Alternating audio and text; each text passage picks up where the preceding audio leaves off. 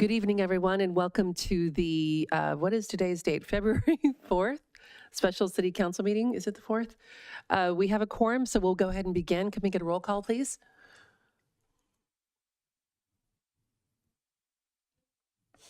Is someone giving us a roll call? Okay. Got it. Okay.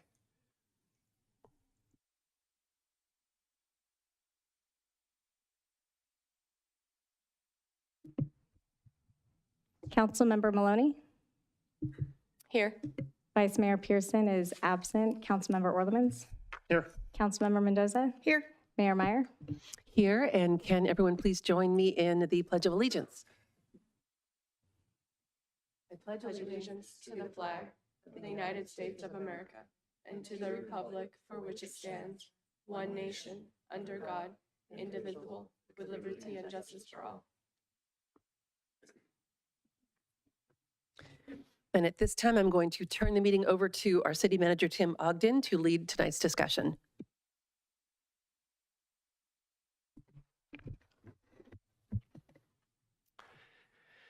Well, good evening, Mayor and Council. And I understand that Councilmember Pearson is on her way, so should be here shortly.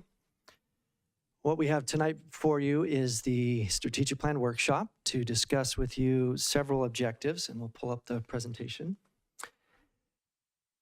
Essentially, we're looking to work with you on a framework for the city's allocation of resources for the next 2 years as we prepare to share with the community and the public what the vision is for the city for the next couple years. Many of these strategic plan initiatives will form and fashion the next decade or more of what Brentwood looks like. We'll then request of you after department updates to provide staff with City Council's priorities for the achievement of this framework. And this includes identifying which are strategic plan initiatives that would be coming back to you in March in a formal plan versus which are more limited in scope, and we'll talk about that next. But looking for clear direction tonight on what the priorities are to incorporate into that said strategic plan and shooting for the March 25th council meeting for approval. And that would coincide with being able to have the state of the city the week after. And then also discuss with you a methodology for determining how to prioritize future city council requests within this framework. Because if you have a strategic plan that has your top priorities, any additional future council requests, we want to figure out how do we prioritize those as well, and including the opportunity to amend the strategic plan if warranted. So a brief discussion to understand our framework for what we've proposed for you tonight. Strategic plan initiatives are typically follow these patterns. They establish high-level city council priorities. They help prioritize the work of staff towards city goals, including forming the budgets that we then follow through with. They're used to shape and guide the city vision. They help focus on the resource expenditure, and that's the people involved, the time that we spend on it, and the money involved. And then provide the city and the community with a metric to determine how and if the city is accomplishing its goals. So keeping everybody on one page, council, staff, and the public. An example might be for a significant strategic plan initiative is the Sand Creek Sports Complex construction. You might recall in our prior strategic plan, it was to put out an RFP for the design. So we are coming back to you tonight to say, well, let's include a strategic plan initiative that is the actual construction of the project. Contrasting that with the typical future agenda items where they are more focused on timely responses to resident feedback. They typically are more limited in scope than the strategic plan initiatives. They address more pointed issues. They may be completed with less resources and they may take less time. An example might be the Vineyard Parkway traffic study.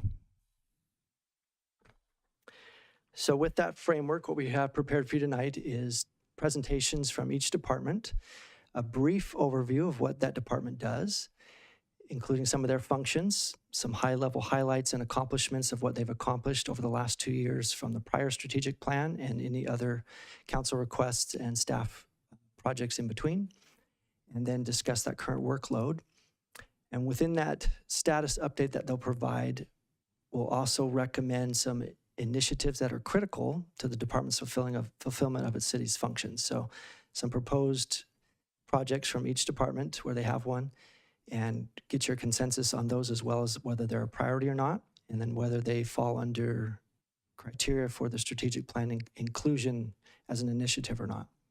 After each department's presentation, we'll open it up for Q&A for that department to follow up on any of the projects or updates. And to have a timely meeting tonight, we are proposing to give brief updates. And if you have some brief follow-up, we'll gladly entertain those. But we're not looking for specific council action on any of those specific projects. Really trying to give you a clear orientation so that when we come to the prioritization of it tonight, that you'll be well informed. Carrie, then after all the departments give their updates, we'll give a brief financial update on some of the key strategic plan initiatives where you've already put some funds in reserve and any future agenda requests. This would be a good time to then open up for public comment once they are fully informed of all these updates and give you recommendations perhaps on what some of the priorities could be. And then we'll have city council discussion and direction to staff through that prioritization exercise. And a screenshot shows what you have in front of you. It essentially captures all of the outstanding future agenda items and proposed staff-initiated initiatives and has recommended those to you for your prioritization effort. We've noted it where we know what the fiscal impact is. If there's nothing noted, we don't anticipate anything of significance. If we have a to be determined, it could be a significant financial impact and we're still assessing that. Or where we have a proposed estimated budget, we reflected that here. Under the staff column, you'll see future agenda items, FAI, so that means council initiated those. And under SPI, these are what staff is thinking could qualify as initiatives for your future strategic plan. Once we finish all this and we turn this spreadsheet over to you individually, you'll have time to go through it and prioritize by department. So this screenshot doesn't show the numbers, but say for the city manager's department, there are like 14 or 15 items. Would then give your recommended prioritization 1 through 15, and then we'll collectively see what the scores are, and then that will be our guide for implementing the strategic plan in those orders. Now, of course, there's going to be some flexibility built in. Something may change throughout this 2-year time frame where something becomes a higher priority, or with a different staff member assigned, something gets done quicker than something else that takes more time or requires additional council direction, et cetera. So it's a good general guideline and will help staff stay focused on what your priorities are. And with your individual scores, we'll turn it back over to Amanda. We'll take a recess and we'll populate it into a master spreadsheet that will populate and show on the screen for the public to see. Can I ask a question? Please. So my concern is, this is one of the reasons I asked for this at the last meeting, is I really want to see what each department is doing and how much they're spending. We talk about spending, but we never talk about cuts. And I think we as a council need to see everything that is being spent and find opportunities, because we know we're going to have to cut somewhere. There's no way to do everything that we want to be customer facing, which is our residents, and not look at back of house. And I feel like we are failing in looking at back of house. How soon do you think we can get that report with all of what, when I was saying all of the departments and all of their spend?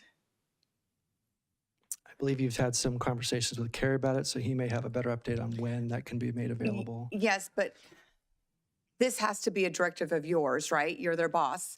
So when I brought this up last week, what steps have you taken to get us that information?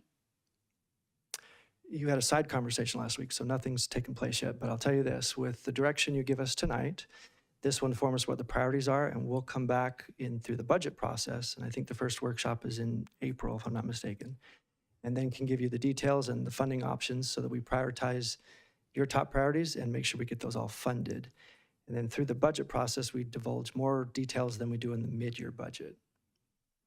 I guess for me, this is going to be difficult because I know we're going to go over budget, right? There's no ands, ifs, or buts about it. And it feels irresponsible for me to be sitting here and going, I want this, I want this, I want this, but I don't know what I'm going to cut from back of house. And I understand it's the way you've always done it. You give us a little bit here, strategic plan, a little bit here, CIP, a little bit here. But we really need to be able to see the holistic financial picture to make educated decisions. And what you're doing is you're asking all 5 of us to make uneducated decisions. And uneducated because I don't have the full grasp of all of the entire budget and what is going into it. Customer-facing projects versus back-of-house projects. And we know, I mean, I'm thinking we're going to have to cut from the budget, from somebody's department, some back-of-house projects to get done what is customer-facing. So today you want me to tell you what I want, and then we'll go through what we're going to cut later on to get these things done? I think that's a good place to start, and you're right. We could have started with the budget first and then see what the capacity is, and we did that last week. So you know what the general capacity is over 2 years. No, you didn't. You're Well, let me but I know, but you finish. just, I guess I'm getting a little frustrated because the capacity is not really the capacity, right? The capacity is what we decide we're going to move forward with. And right now, we don't have any insight on what's back of house. And that's what's very difficult for me because So let me jump in too, and I think we talked a little bit about this earlier, and I want to hear what you have to say too. But I do feel like, for example, the CIP, we've got the garage at this point that's still pending. Some things have happened, but not the full entire project. And I do get a sense that we're going to end up wanting to change some of that and prioritize something else based on not having heard anything recently or whatever it is. Like, I'm sure there's other projects. That's just the one that comes top of mind. So I think I understand the idea about not necessarily having the entire picture, and I get what the process here tonight is to prioritize what the projects are, but there will be things that change the priorities based on what other information gets fed to us. So I just want to, what I want to back is saying I think we need to make sure that we know this is going to end up being fluid because of the order of things, and that maybe we look at changing that order another time. Just so that we have the full picture. I think it's just a little, we're a little uncertain about what we're going to want to prioritize if something else is going to have wiggle room than what we're seeing on the paper today. But yeah, please continue with what you were saying. I guess one way you could look at this is what are the priorities by project, and then we would come back with how to fund those. And you're right, through what is the surplus projected, and then there's usually some additional savings that come up or financial projections change, where there's something that's made, say, a much more critical priority, and if we don't have that financial capacity, we can come back with some recommended cuts, as you've discussed. But to come with you with cuts up front, I don't know where we are ending because we haven't prioritized anything yet. And with any cuts, that has a long trail of complicated processes to follow through, right? We're talking about cutting programs, we need to schedule that with a budget workshop. If we're talking about cutting personnel, that's a whole different story. So until we know what the needs are from this prioritization exercise, I don't know what the financial issue is that we need to come back with budget on or budget cuts recommended for. That helps. So we can get started with the priority. I think it does. It feels like it's a little bit of a chicken and egg kind of situation. But I think also if we can learn from the process tonight and moving forward and just decide if we want to change something maybe next time to see if it makes more sense. But we'll know more as we go through and hear all the different parts and the priorities that we've got so far. And I wanted to just announce to everyone listening and watching that Vice Mayor Pearson is logged in on Zoom. So she's hearing this as we go, and she'll come in fully informed of what we've been talking about. Great. Any other questions about how to continue then? Not for me. Okay. So we're just picking a different place to start. And I think what we've heard so far is if we learn from the process tonight that it's more beneficial to deal with the finances before, that's fine. But we have to start somewhere, and this is a place to start. So let's move forward with where we're at. Just keeping in mind there may be a better way to improve that later on. Sure. Thanks. So what we'll discuss tonight are the 8 focus areas that are broken out by department. We've historically done functional areas, and I think we had 6 historically. But with the reorganization of the Public Works Department into engineering, and again, separating finance and human resources, we just thought it'd be better to reflect these focus areas by department. It encourages more accountability to the department that's responsible for those projects and tasks and initiatives. And again, it's where the public makes a better connection to say, where is this initiative coming from? So starting with the city manager department, we have a org chart that reflects the personnel in the city manager's office. And based on time tonight, I won't go through it too much. We'll now turn it over to the city clerk to give a brief overview of her highlights and her proposed projects for you tonight. Hi there. So the past 2 years, we have established a new agenda management program, which has facilitated publishing the agendas and staff reports and everything that you get to participate with this evening. Additionally, we've established a next request for system for the public records management. PD had actually initiated that a couple years ahead of us, but we jumped on board and it's been working out great.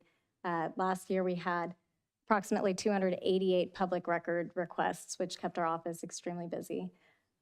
We also initiated e-recording with the Contra Costa County Clerk Recorder's Office, which helps establish a more efficient process for when we have to record documents with the county instead of having to drive out to the county to process those paperwork. We're able to do it just from our desktops in our office. So it saves a lot of staff time going back and forth from the county. Current workload, records management, public meetings and agendas, elections, public record requests, maintaining the municipal code, and our proposed projects for the next fiscal year is to update our records retention schedule. That'll help make our public records process more efficient. And I'm also working on an update to our conflict of interest and campaign filing management system, which you've all experienced the somewhat outdated system. And so it's staff side does also use the conflict of interest. So it'll make it more efficient for both staff and council for those two systems. And that wraps up City Clerk's office. Good evening, Mayor and council members. It's my opportunity to talk to you a little bit about economic developments and our mission to continue to enhance Brentwood's quality of life by developing an economy that is vibrant, diverse, and provides jobs for our local residents so they no longer have to travel outside the community. Obviously, there'll be some of that, but we want to see that change over time. A few of the things we go through, and I'll talk about these more in depth in a next slide, but business retention and expansion and technical services are the key things that our economic development does. We do that through marketing, business attraction, grant program, the Better in Brentwood marketing campaign, and then I'll talk a little bit more about incentives here in a second. The most recent strategic initiative had two things as related to economic developments.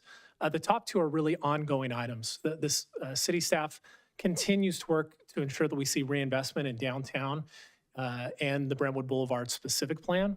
And then the bottom one was kind of a specific item as it relates to performing a retail recruitment awareness and a retail leakage analysis, which we use. We have an amazing amount of information about trying to attract new businesses similar to like Laconda. How can we bring regional businesses to the area?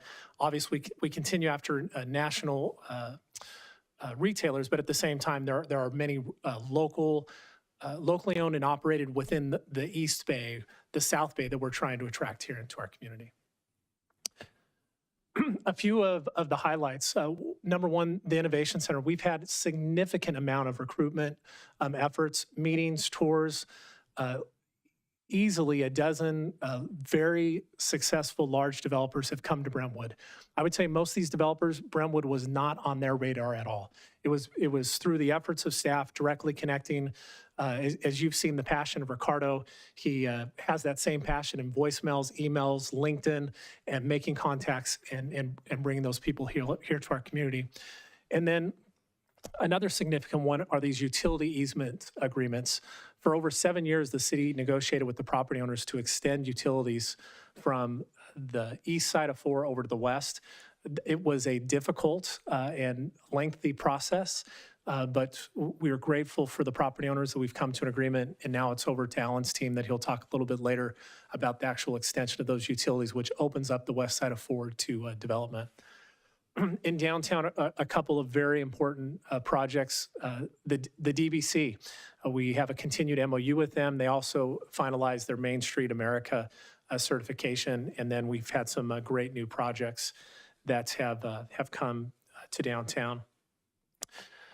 Another one is the Streets of Brentwood ownership change. Staff worked very closely with the former owner of Streets in Brentwood and brought a number of buyers to them, including CenterCal, that is the new owner, and I think everyone's very excited for what they have. And I would be remiss if I did not notice Barnes & Noble. The former REI building sat vacant for 14 years. City staff specifically worked with, as soon as we heard that Barnes & Noble was closing, and making sure that they stayed in the region, and specifically that they moved to the Streets of Brentwood. And I believe this is a significant change, and I believe a tipping point with the new owner to see the true revitalization of the Streets of Brentwood. Next, as it relates to current workload and some projects, here's a list of them. I will mention specifically one as relates to a business efficiency improvement survey in Town Hall. We're working on that survey, and as was mentioned in our last city council meeting, that survey will go to businesses and organizations that have done business with the city within the last 2 years. We have emails, it'll be sent out on email, and that way we get a direct response from someone who's actually gone through our service over the last 2 years. Also, we're very excited about some of the partnerships. We have the Small Business Development Center that's having in-person training on a monthly basis, and we're very excited about our small business virtual workshops. You've heard me say before, the most exciting thing we can do for economic development is to see a small business grow from 1 to 2 employees, from 10 to 11, from their front room to their garage to Main Street to a larger facility. And part of our efforts is making sure that we're providing those services to our local small businesses. The next item that I want to talk about is some of our proposed initiatives for the next 2 years. First, we've talked about the Innovation Center and the need to update the specific plan. We are currently working with De Novo Planning, who helped to draft originally and update the specific plan. And our goal would be sometime here in the next 3 to 4 months to be back before City Council with some draft ideas for updates to the specific plan. And then after that, it has to go to Planning Commission, City Council, so that there'll be a little bit of a process. We will continue to push forward marketing in the Innovation Center and leveraging Costco and that grand opening here in early March. The good part about Costco being here is there's more interest. The bad part is the property owners want more for the land now as a result, and that's one of the issues that we continue to work with. And we will be providing quarterly public updates as relates to, with metrics as it relates to our outreach. Many times we won't provide specific names of the developers, but we're going to provide a number of outreach, number of meetings, just so the residents have a better idea what's going on. And we'll continue to work with the Streets of Brentwood. I can tell you right now, there's probably 3 meetings a week with the Streets of Brentwood, be it the police department, planning department, building department, economic development, trying to ensure that we facilitate their physical improvements and their continued retail and restaurant promotions. And then finally, this was an item in the past, but we'll continue to prioritize the sale of successor agency-owned parcels, which are required by state law. We will be back before you to update our economic development incentive programs. We have a toolbox right now, and this is to look at how can we take that toolbox, can we take some funding that's currently out there and create an incentive program so when businesses come forward, they'll have an idea of what can be done. And then finally, and by far not least, we continue to have twice a month meetings with Harvest Time to continue to push forward our agricultural enterprises and tourism. And the most exciting project there is the Agricultural Innovation Center.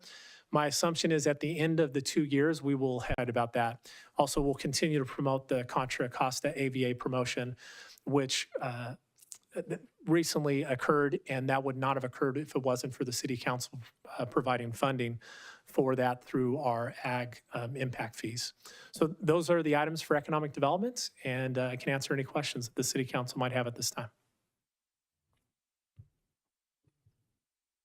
I don't have any questions. I do want to say I love seeing this. I think it's very exciting to see the things that are happening behind the scenes that we don't always hear about. So thank you for that. I look forward to the regular quarterly economic development updates so that we can bring the city into this excitement.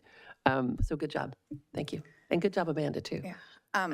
Yeah, I love that section. But when it comes to the Innovation Center and the specific plan update, I must have missed it that we were working on an update with De Novo. When did we start that? So that was brought up at a city council meeting, but that's a staff. I don't believe it's been talked, well, sorry, let me step back. When it was adopted, we told the city council that we'd be coming back before the city council to consider updates to it based upon market realities. As we've met with developers, all of them said that there's some significant changes that need to occur in order to see the development of it. So we would come back before city council with, draft ideas for the council to look at and give us direction, and then we'd move forward with the update at that time. Okay. Of the total, what's the total acreage left in the Innovation Center? Do you happen to know? We say 200 acres, round numbers. Okay. And does that include the school site or not the school site? That includes the school site. And Councilmember Mendoza, when you've asked the question, it makes me want to update. As relates to the specific plan, we're not looking at changing land uses. We're looking at the zoning, what type of requirements. For example, there's 25 acres of mixed-use development that requires 5 stories with retail on the first floor across 25 acres. Every developer we've talked to said it's difficult to do a small development like that, let alone 25 acres. So those are the type of items that we'd be bringing back. We're not looking at increasing residential uses. We're keeping all the uses like that as the same. But to your point, with the school having purchased some of the acreage out there, we might want to reflect that in the map so that no future developers think that that's available when it may not be. Well, we're just going to, any housing that's on that site, we're going to have to allocate somewhere else because of HCD. It was a commercial site, It was all commercial? correct? Okay. There was one other. When I say commercial, it's the employment zoning, So we're going to lose employment area, 10 acres. 10 acres. And we will try to include language that will help ensure the future, viability of what type of uses could be around that acreage. Okay, thank you. Question, the de novo funding, has that already been asked for? Is that in the budget already? We're able to use existing budget to pay for that update. Okay, so, and that's, when you say existing budget, is it because we came in under budget on something else, or did you already ask for it? No, it would be from This is the city manager contingency account of 50,000. I hadn't spent but 7,000 so far this year, and so the remaining 45 or so could fit for the de novo contract, and it fits under my under $50,000 authority. So it won't be a new budget ask. It should hopefully come in less than that. Okay, thank you. Tim, on that, on the 50,000, do you typically in the second half of the fiscal year have issues that, like any kind of trends that could pop up at this point and then end up being an issue if there are funds not left in there? Related to that specific account, I'm looking at trends, just trying to figure out the second half of the fiscal year. we have financial policies that if we have, say, unspent salary, we can move the funds over internally if it falls within the authority. Otherwise, we have to come back to council to say move it over for supplies or move it over to a project. There's usually a little bit of wiggle room on some of the expenditures. I don't know, a couple % a year. Carrie Okay. could That's what I was looking detail for. that better if needed. Thank you. Any other questions, or should we move on? Okay, thank you.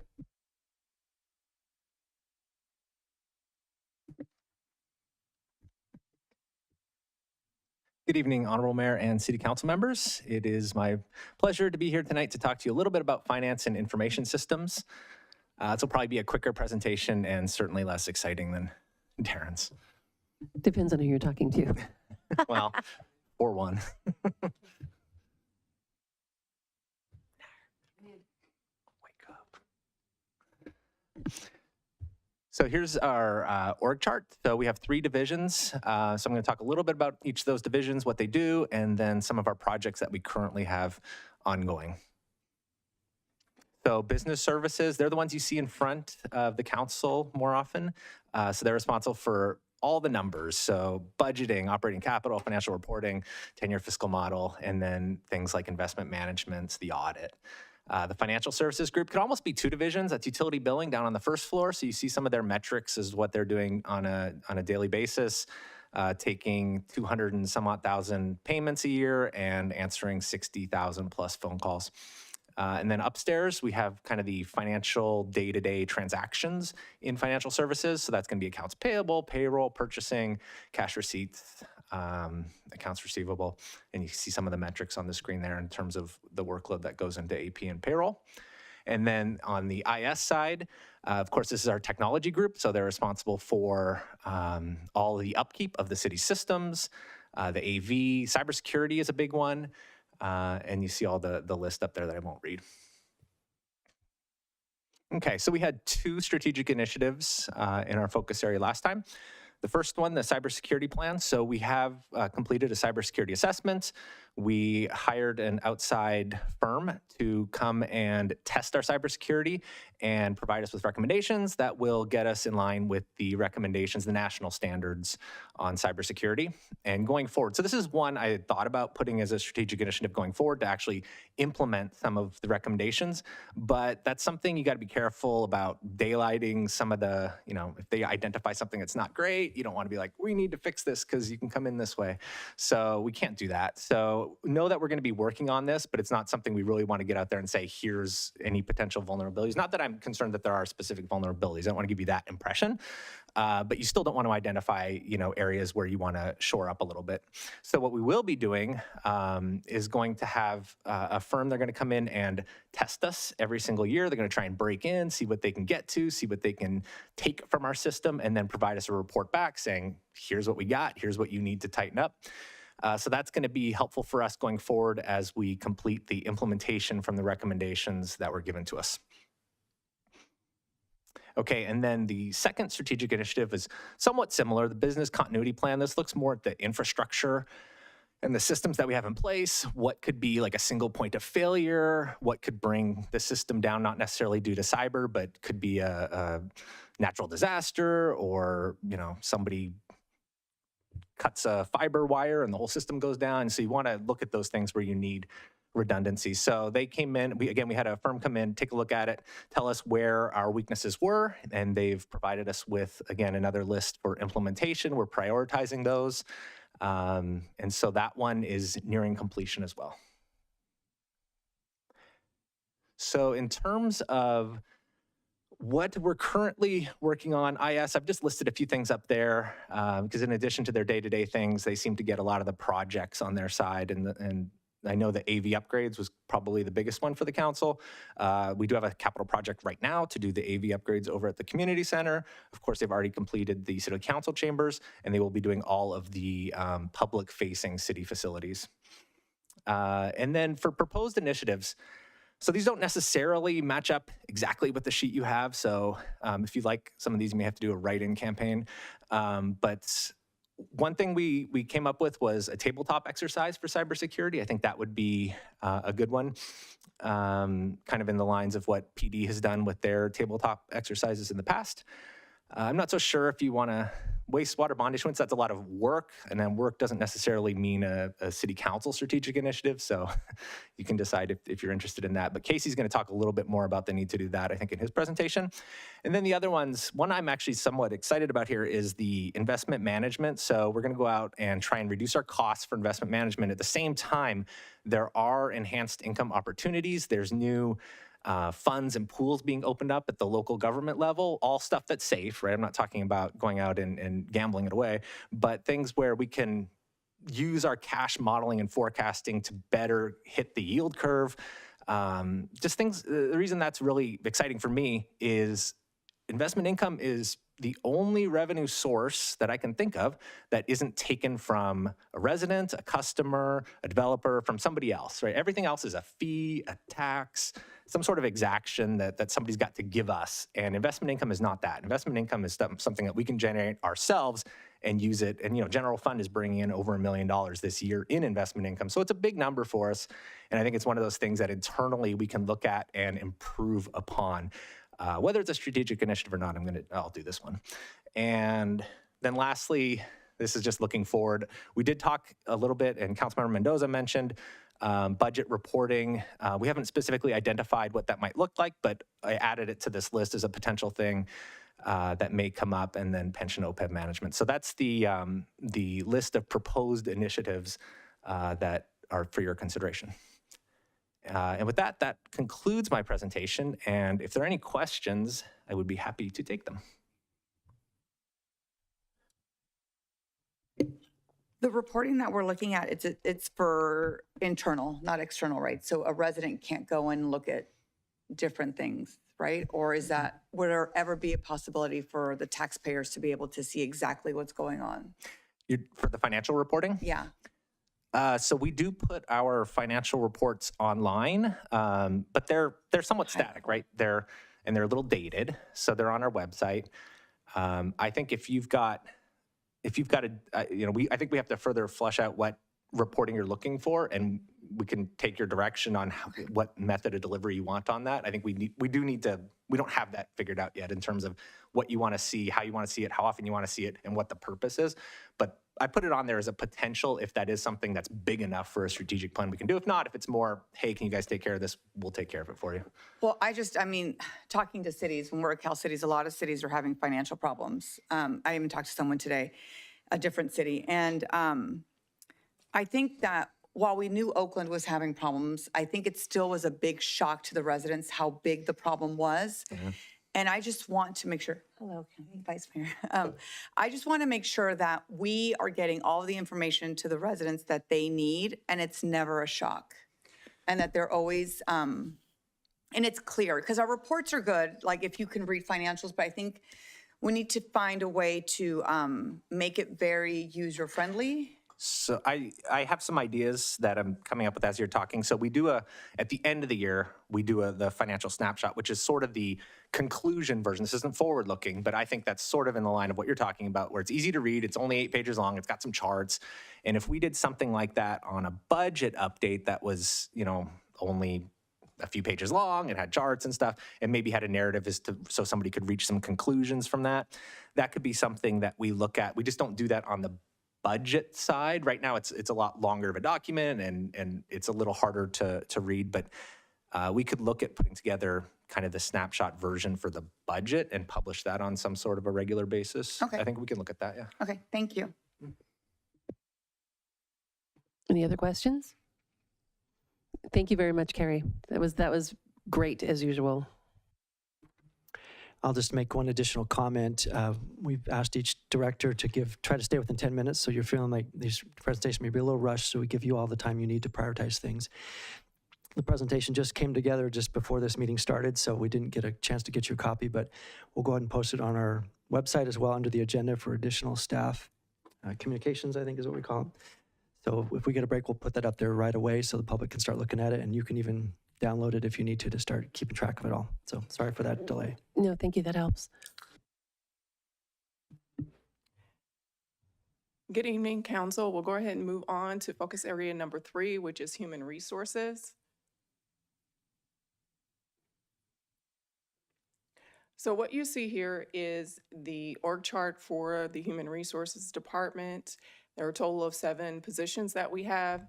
These individuals are responsible for the entire employee life cycle. So if we think about from the time someone applies for a position all the way through retirement and everything that happens in between. So this is one of the support departments here at the city. A lot of the things that we do are not are forward facing, but it is so that we can support the organization. So the folks that are working on forward facing projects and items can focus on that work. Here is a quick snapshot of some of the transactions that Human Resources handles. This is not exhaustive, and transactions are not the only things that Human Resources is responsible for, but these are the things that individuals are more common to understand and know. So in the first column, you see here it's the onboard and offboard of employees and how many Human Resources has handled over the last year. The next column is the promotions. And then moving on to the employee engagement, I do want to spend a little bit more time here. This part is very important to the organization as well as the organizational culture. The city handles awards and make sure that we are acknowledging the great things that the employees are doing.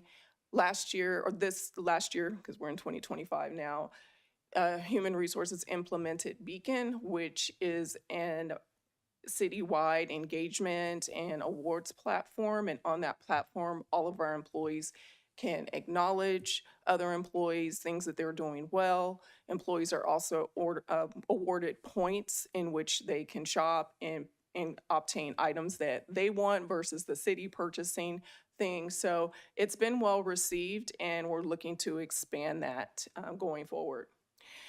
Over the last 8 years that I've been employed here with the city, we have hosted an annual benefits safety and wellness fair. And the purpose of that is during open enrollment, we want to make sure that we are bringing in vendors and information for our employees so that when they make election changes for their benefits, they can make well-informed decisions. So this has been well received as well, and we'll continue to have this annually. We also have the 10 Days of Holiday Cheer, which is over the period of 2 weeks, and each day we have a focused theme. Employees definitely are participating in this, and again, this is another thing that the employees have received well. We're also focusing on wellness. We want to make sure that employees, when they're here, that they're thinking about not only their health, but how they can improve their health and how they can make lifestyle changes incrementally versus trying to look at an overhaul of doing that.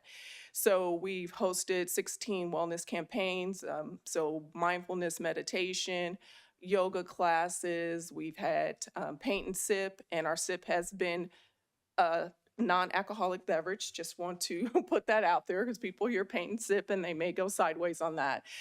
We also have like walk and lunch and other things. So those are just some of the things that we do for our wellness campaigns.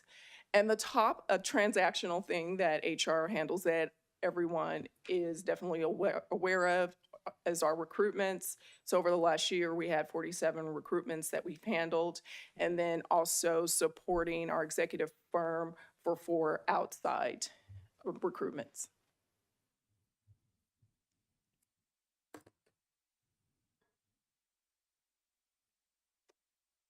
And then next, moving on into like highlights and accomplishments for the Human Resources Department. So starting out with diversity, equity, belonging, and inclusion. This was a strategic initiative approved by council several years ago. It has been in the works, and we have incrementally made changes and improvements in this area. I do want to highlight that the city has been able to establish an internal Debbie committee, and the committee meets monthly, and what we do is talk about the things that going forward, events that we can plan, things that we can do in terms of looking at organizational culture and looking at ways that we can educate employees in the area of diversity, equity, belonging, and inclusion. One thing I do want to say that we are really striving for is for employees to see this as, for instance, I'll use this as one of the examples, one of the things that I say about someone having a light. Me being allowed or me coming in and shining my light doesn't dim your light. I'm hoping that employees see it as we all bring our lights together and we illuminate the space. So that's the goal, and hopefully we can get there. I've listed here some of the things that we've done. We've hired a consultant. We do have a city manager DEI policy, which we will be reviewing and possibly updating that.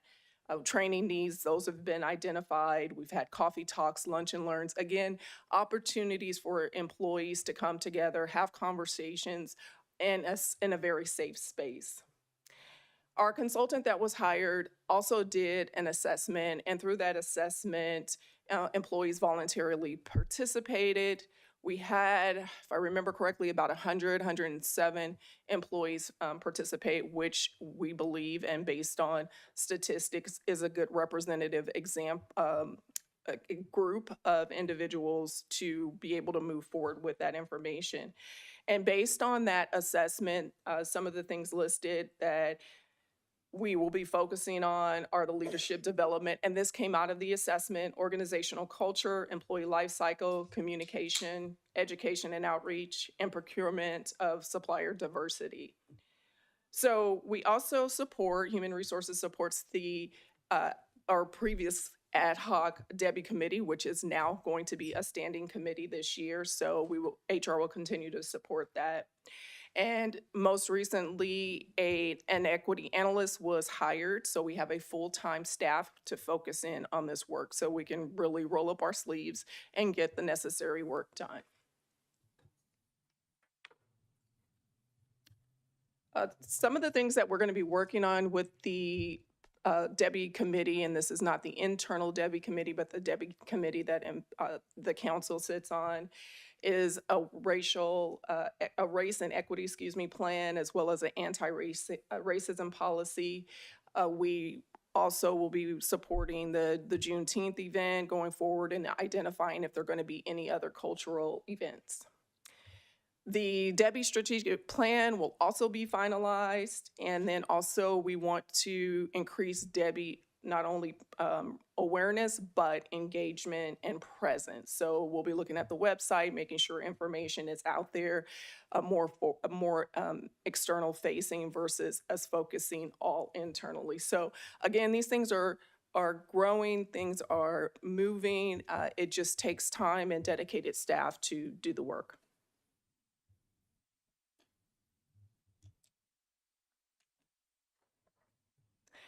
Classification and compensation. This is also another strategic initiative by council, which we are close to our final stages here. We hired a consultant about two years ago, I believe. I'm trying to remember. All the dates are starting to blend now.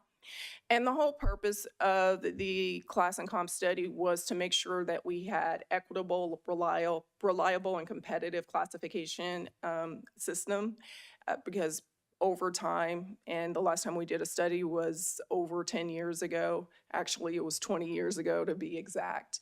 And so things happen over time, things get out of whack. It's something that's natural, it's something that happens. It's not any fault of anyone, it's just what is.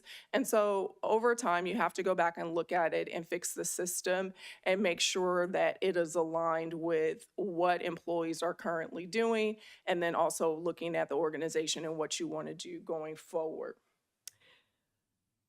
The one good thing that I can say, and that I shouldn't say one of the things that I think I'm most proud of with this study is that we looked for ways to get information out and get everybody involved. And sometimes you think about that as like it's a lot. It's a citywide lift. It involves everybody's involvement. But we did create a classification and compensation page so that everyone had access to the information. We tried our best to keep the information up to date, get everybody involved. Now, getting everybody involved and getting information out doesn't mean everybody is going to get what they need.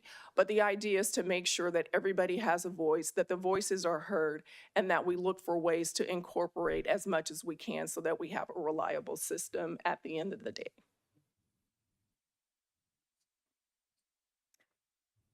And in terms of our current workload and proposed initiatives here for HR, so I've listed contract negotiations because contract negotiations has taken an inordinate amount of time in terms of supporting this from Human Resources as well as Carrie in Finance. We've spent a lot of time on this.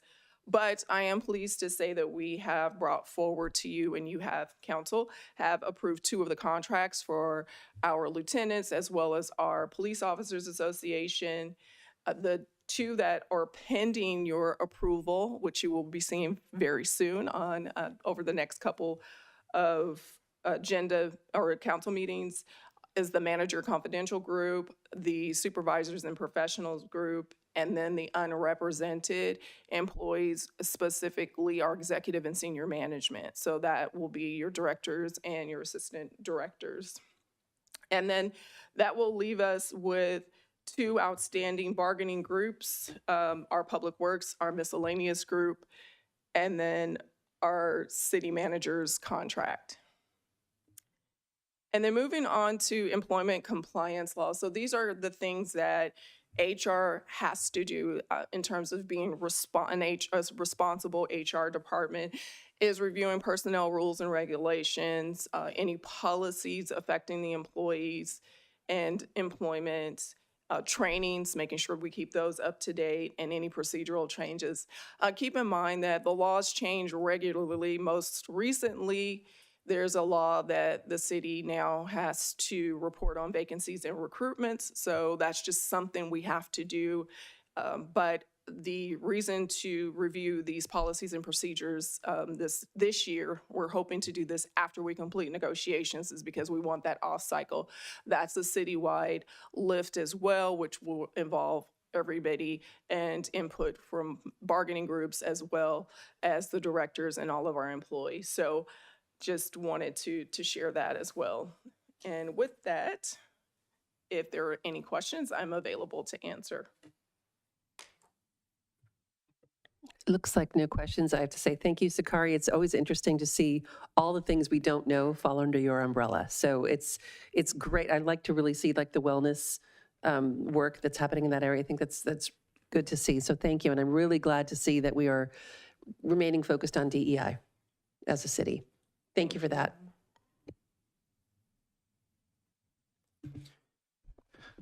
Good evening. The next focus area is number 4, which is engineering. Here's a look at our mission statement and our engineering department and the various divisions within. We have a total of 17 full-time employees. So our 4 divisions are in the realms of capital improvement projects, traffic and transportation, private development and permitting, and geographic information systems.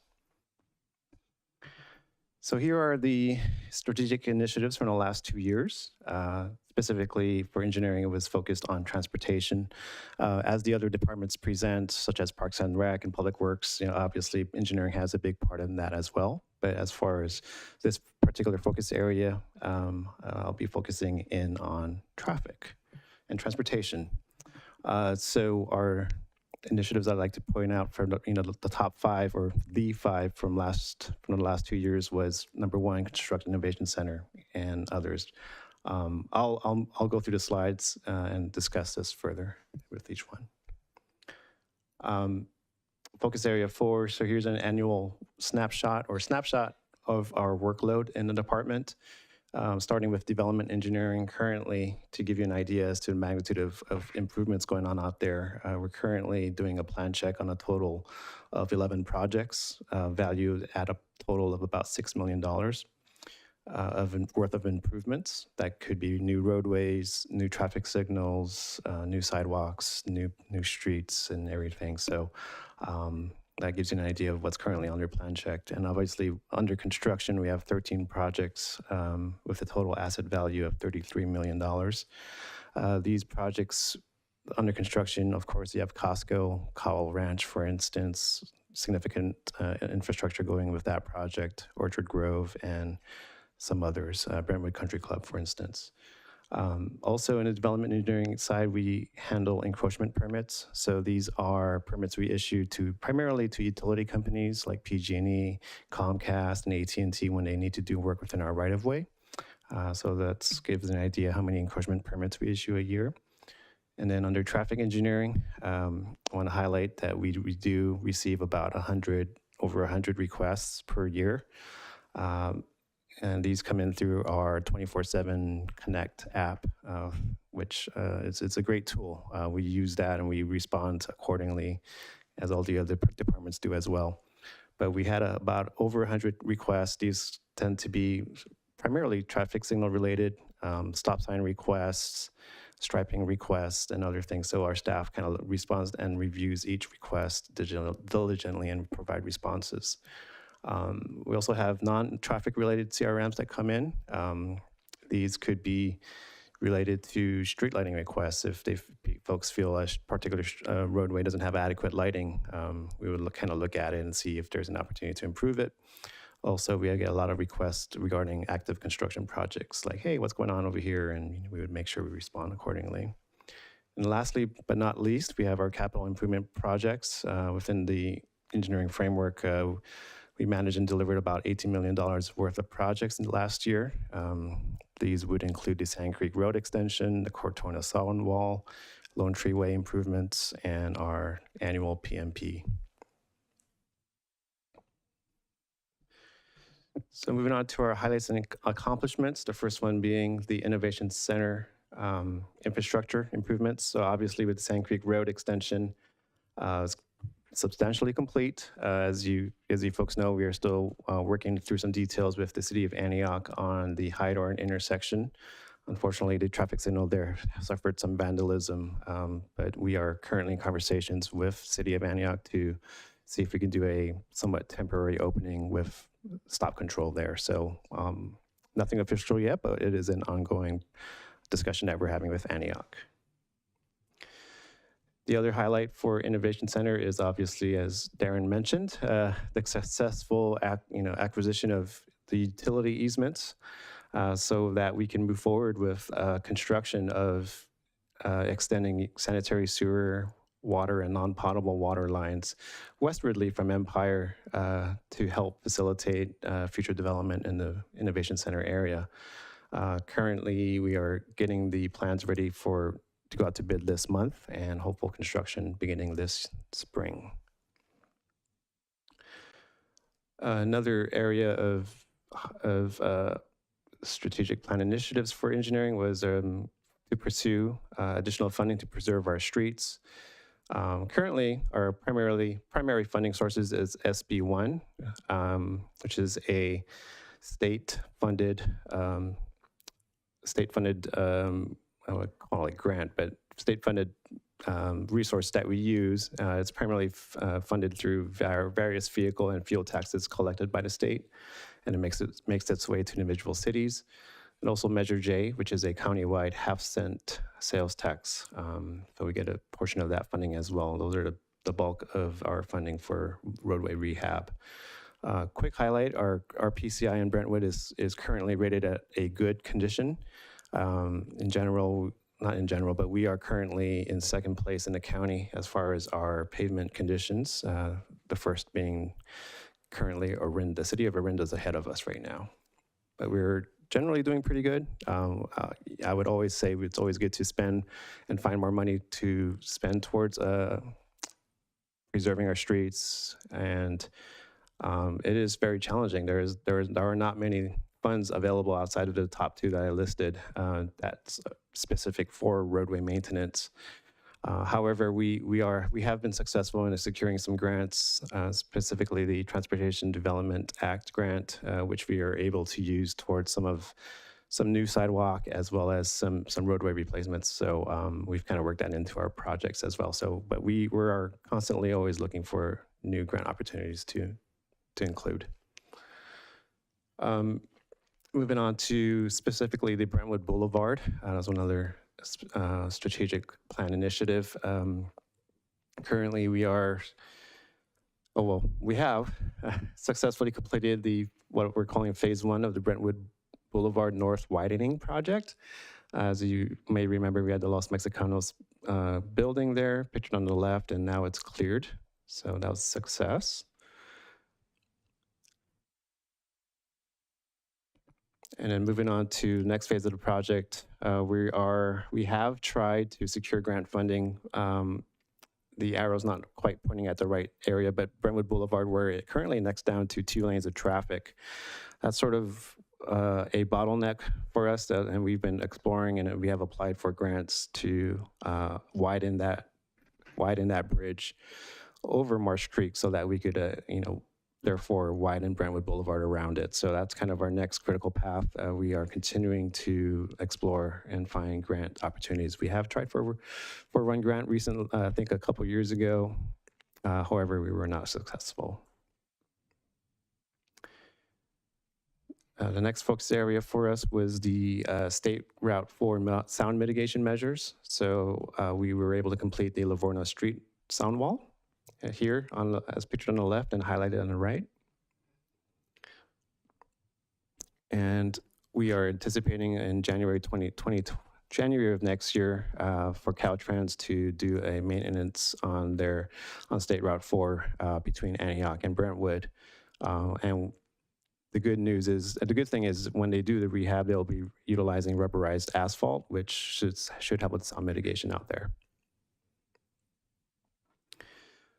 The last item on our list was to improve the parking safety garage. I want to announce that we are currently out to bid as of, I think, on Friday. So bids closed. The bid opening happens later this month, and we are hoping to start construction this spring. As for a proposed initiative, we want to continue the development of the phased amphitheater event lawn. Currently, we are undergoing redesign of the project to fit the remaining budget of $8.6 million, as noted in that exhibit. And here is kind of a breakdown of what we're looking at as far as the next phase. And then, as mentioned, I think last year, amphitheater and the event center is currently unfunded. Moving on to future agenda item requests. Currently, we have the Vineyards Parkway traffic study, which was completed, and we are reassessing. As I mentioned last week, we hope to bring that back in April once we have a consultant on board to do additional evaluations as well. And also, we have the daylighting law, AB 413. Here's proposed initiatives, which I can discuss in the next few slides. So starting off, I would like to propose that we prioritize the development of a local roadway safety plan. Federal regulations require cities adopt this LRSP or a similar Vision Zero action plan to be eligible for grants, specifically Highway Safety Program and the Safe Streets for All. It's kind of a must-have at this point, and currently it's estimated at $90,000 to hire a consultant to walk us through it. What's good is it's a very public process. It involves various stakeholder meetings where we can identify areas in the city that needs improvement. And once those areas are identified, adopted by City Council, we can then move forward with these grant applications really specific towards projects identified through this process. Another one I want to bring up is the downtown event safety measures. With what happened recently in New Orleans, staff feels it important to have this considered specifically in our downtown. The idea is to install bollards at strategic locations throughout the city, which could help to protect our citizens and obviously prevent vehicles from running through accidentally as well. Currently, the estimate is about $500,000 for these improvements. We are going to continue to look for grant funding opportunities for this. I'm hoping that, with what happened recently elsewhere in the country, that there may be some opportunities upcoming. The other one is the county was successful in securing a grant from OBAG to be used towards traffic signal improvements countywide. In order to participate in this, and the city would be eligible for $2 million worth of improvements, it would require a $228,000 local match.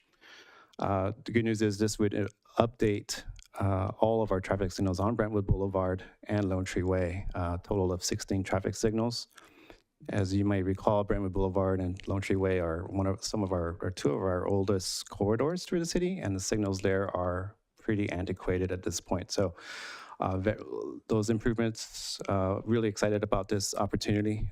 Good bang for our buck here, and those are the list of improvements. And I believe this may be the last one, but our staff has been in conversations with UPRR to work out an at-grade widening of Lone Tree Way, pictured here at the railroad crossings.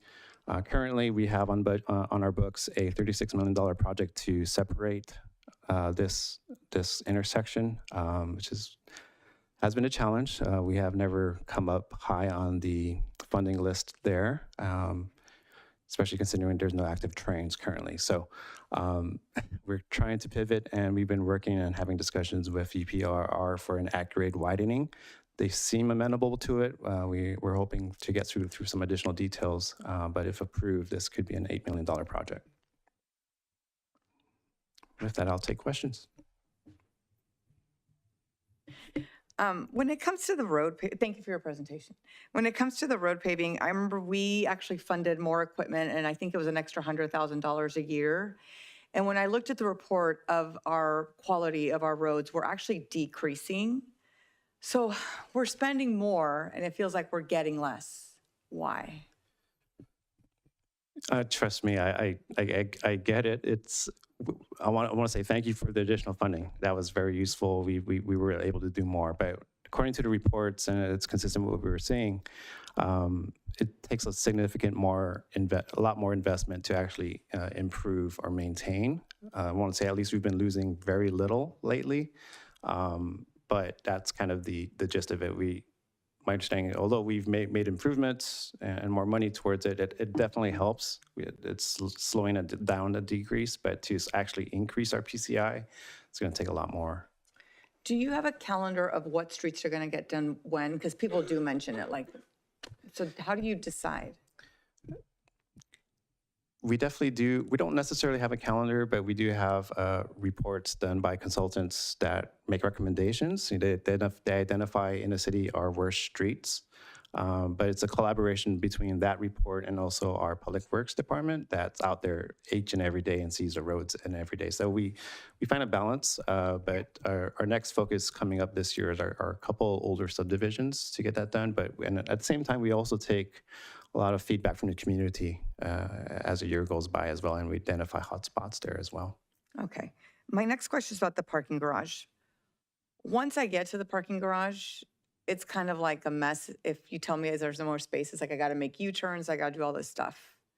Is there any way to put that parking count kind of like on the corner of the building so you can see it before you turn into there? Like you can decide, oh, wait, I'm going to keep going straight because there's no parking in there. Is there a way to do that? And I like that you're actually nodding, Chief. Is there a way to do that instead of putting it on the parking garage? Especially I think of Oktoberfest, it's crazy. Mm-hmm. It is a challenge. I know what you're saying because currently where the display is located, it's currently over the entrance, right? Mm-hmm. Which is logical. But as you mentioned, when you're further out, you can't quite see the sign because I believe there's actually some trees in the way. But it's something we could look at either through some tree maintenance to help that visibility, to now change to adding that counter at a different location, maybe challenge because considering we're currently out to bid. But yeah, that's where we're at. Okay. And let me see. I think that was all I had. Thank you. Thank you. Thank you for your presentation. I have a quick question about funding. I feel like every single time we turn around, the state is asking us to say yes on voting to certain propositions to fix the roads, like the gas tax registration. Do we get any of that, or is that just for state roads? Not sure about those, but the two I noted is SB1. That one is already in place. I think that's good through 2034 or something. So we're in good shape there. As far as anything that's proposed new, those typically are probably more highway funded or highway specific, probably. Freeway. Thank you. Thank you, Alan. Very comprehensive. I want to say I do see the roads here being much better. I recognize that we have some things to do and some improvements to make, but certainly in the county land surrounding us, very big difference in the roads. So I appreciate that those have been a priority for you so far, and you've been looking for grants to continue that work. And I want to say, of course, one of the major things we hear about from residents is impacts of traffic. So I'm glad to see that report being so thorough as well.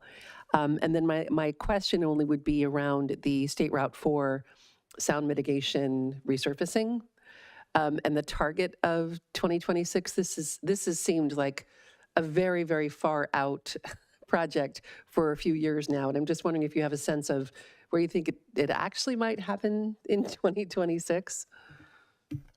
I'm fairly confident. I actually reached out to them recently, late last year, because I somehow thought it was going to be this January. But when I did reach out, yeah, it was definitely on the radar. They seem, Caltrans is very confident that's going to get done. So I'll definitely keep monitoring it. What helped is the community, and including yourself, Mayor, where folks were emailing Caltrans specifically during their process, and I think all of our letters are documented. I think we were the most vocal, one of the most vocal communities out there. So they know us, and I think it would behoove them to keep that date. Squeaky wheel. Pun intended. Okay, any other questions? Great, thank you very much, Alan. Good evening, Mayor and Council. Focus Area 5 is the Public Works Department. You can see that that's our org chart. We're a relatively large department, just over 100 full-time employees, representing 6 divisions, 3 of which are entirely funded through enterprise accounts, and the other 2 which are primarily funded through the general fund. And we consider the administration group kind of its own little separate division, as they do support all of the other divisions in total. Here's a snapshot of what we do on an annual basis. 3.4 billion gallons of water goes through the pipes to the various homes and businesses in town every year. Our team reads over 2.5 million water meters to make sure that the billing is accurate and correct and the revenue sources are there. The wastewater side, we treat over 1.6 billion gallons of the 3.4 that got delivered to the homes. Most of that comes back to us. Of that, 470 million and change gets recycled from there and eventually gets its way to a park or a landscape median of some sort. We also generate lots of biosolids and garbage. Over 52,000 tons of garbage is collected every year. That's all processed through our solid waste transfer station and all of our in-house drivers. And we receive 15,000 or so service calls every year. A lot of that is solid waste related. There are additional service calls for water and wastewater as well. And we process over 19,000 work orders. On the fleet and facility side, we get over 700 calls for facility maintenance service. We get over 1,300 maintenance requests for the various vehicles that we have. And in the streets department, we do a lot of work there. We've done striping for over 78,000 square feet of roadway, linear feet, excuse me. We've removed almost 14,000 square feet of graffiti that we hope that you don't ever notice that. As soon as that comes in, that's a priority for us. And we install lots of signs and replace lots of sidewalks. So those are some of the highlights of what we do on an annual basis. This is a look at the core group of assets that we have and things that we manage. One thing we try to do is make sure that you don't have to worry about the things that you really don't want to worry about on a daily basis. So we do that through the assets and infrastructure that you see here. Our water treatment plant produces 16 million gallons of water a day at full capacity. We can also purchase additional treated water from Contra Costa Water District or from our wells around town. We have 6 reservoirs that store almost 20 million gallons of water. So in the event of a large fire, similar to what you saw down south, we have ample amounts of water available to help fight those fires. We have 356 miles of water piping, over 3,100 fire hydrants. Recycled water is produced from the wastewater treatment plant at a capacity of 5 million gallons a day. During the summer, we use about 80% of that gets recycled. And we have over 250 miles of pipe that delivers that water to the treatment plant throughout the city. So under the 192 miles of streets that we have in town, there's many, many more miles of piping that's assets that are underground and infrastructure that we have to maintain and upkeep. And we have over 15 city facilities. That includes City Hall, Community Center, Public Works area, the Senior Center, the Aquatics Park, all those various facilities we do take care of. And we have over 340 vehicles. And when I say vehicles, I mean trucks, trailers, backhoes, dump trucks, garbage trucks, everything is encompassed in that. So we have a staff of mechanics in-house that does virtually all or most of all the maintenance on all those vehicles internally. This is our strategic initiatives from the last time we did this. The first 2 there, adequate water supply.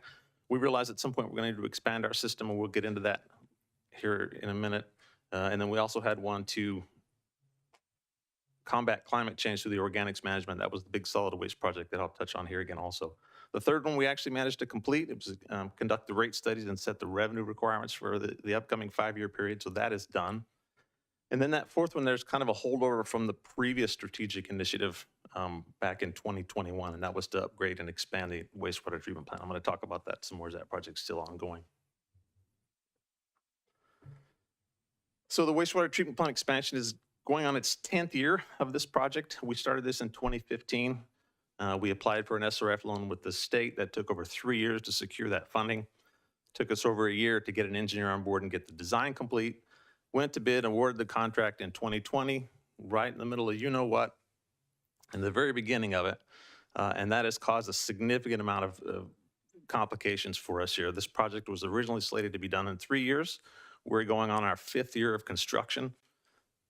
There were some design issues that had to be redone, and some of it was related to complications with the PG&E power coming in. One of the main components of this upgrade changes the PG&E voltage service that we get from 12,000 volts to 21,000 volts.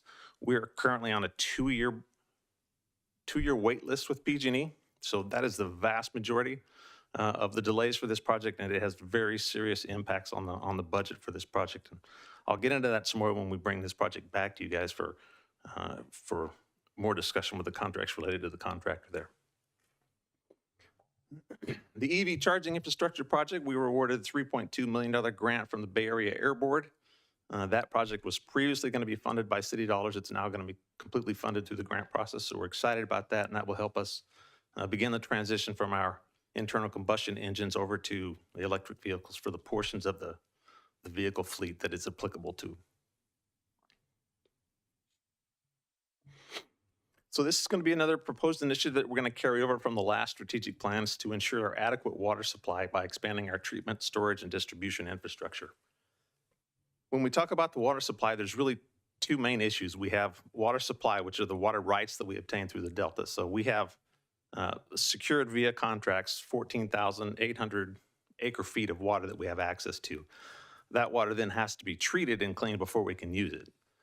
Our existing wastewater treatment plant only has a capacity to treat 16.5 million gallons a day.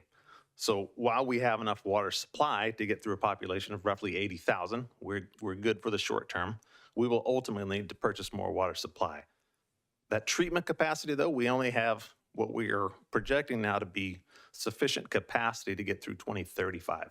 That's likely to be extended a little bit as the drought mandates continue to lower our consumption per household. So we think the 2035 number is pretty conservative, but at some point we will have to expand that water treatment capacity.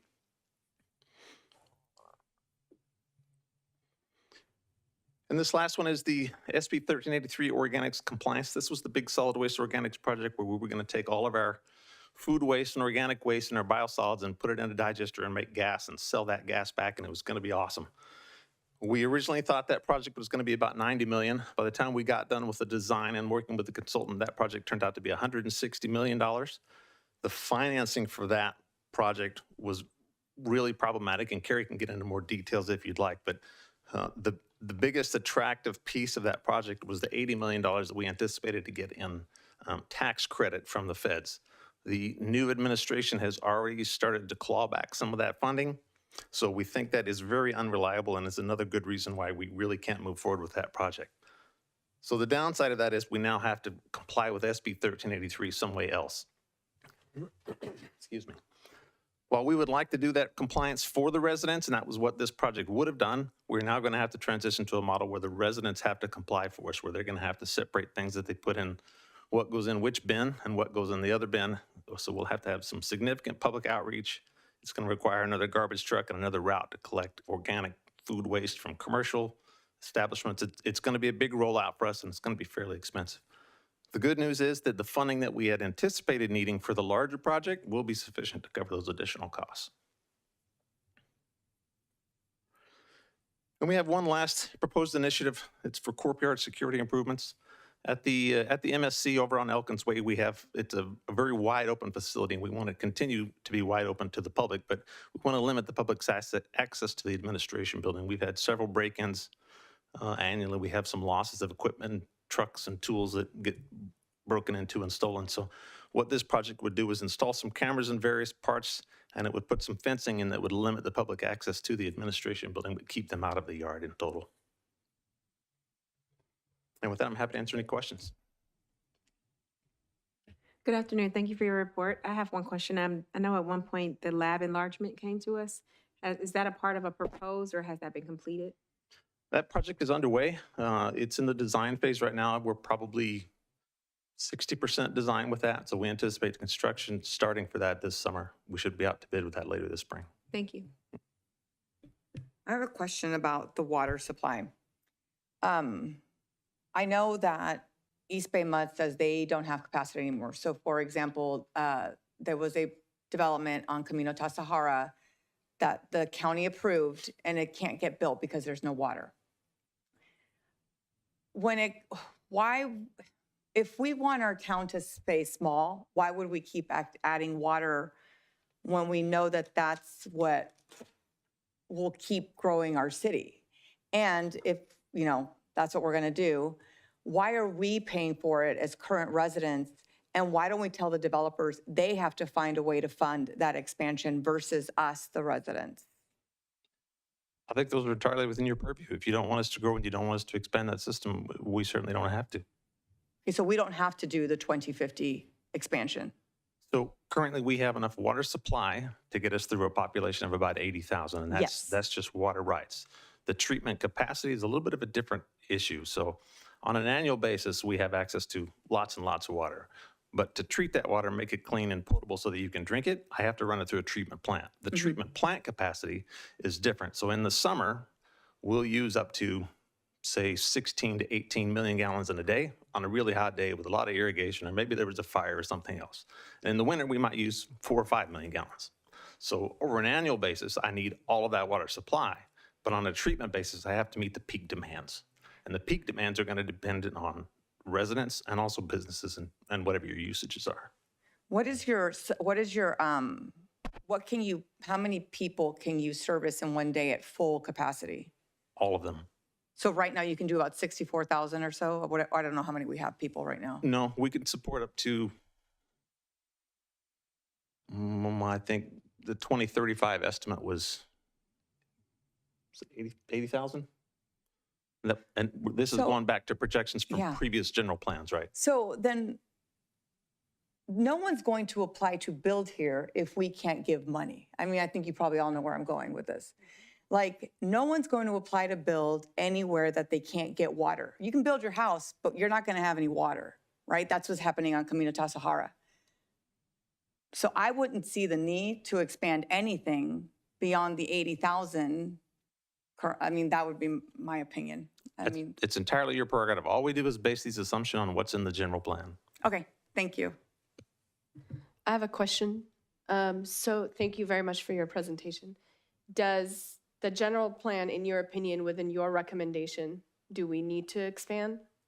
I guess I want to hear your opinion. Do we need to expand? Yeah, I think the current general plan estimates a population closer to 90,000. And to get to that full build out, we would need some additional capacity. So your recommendation is for a build out up to 90,000? If you want to build to 90,000, we will have to expand our treatment capacity. I'm not going to recommend what you do, but if So you, it's basically the want, general plans, the general plan Correct. right now is up to 90,000? all of our plans are based around what's outlined in the general plan. Okay, and the recommendation is based on what's on the general plan? Correct. Got it, thank you.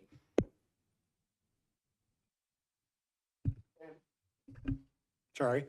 Thank you for your presentation, but in addition to the expanding of the treatment of the water, finding an alternate source rather than all the water coming in one direction, it was a discussion we were having about 2 years ago, would be fruitful for the city of Brentwood to have it drawing from different locations requiring less treatment, correct? Not necessarily less treatment, but yes, that study is almost complete. We've got the draft final version of it. We anticipate bringing that back to you later this spring for a really in-depth analysis of it. But that study looked at lots and lots of options. Some are very, very expensive. Some are significantly less expensive and are just kind of postponing the inevitable. But we do have options for additional water supply, and there are a few options for different ways or places to treat that water. Thank you. One last question. If someone could, It's there. I think a lot of people were very happy with what we were doing in that area, but I think some discussions around expansion of that. We've just completed a recent fairly large expansion of that system. We now have recycled water main that touches virtually all the main thoroughfares of town, and we have accessed and converted the vast majority of all the parks and schools are now on recycled water. So all of the low-hanging fruit has been converted from potable water to recycled water. Continuation of that theme, we will ultimately need to expand the existing recycled water pump station that's down on Fairview.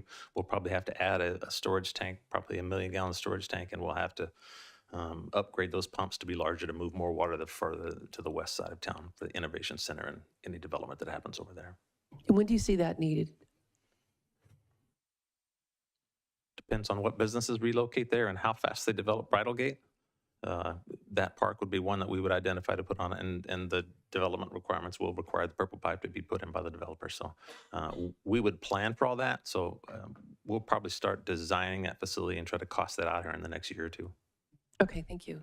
And thanks for the report, Casey. Appreciate that.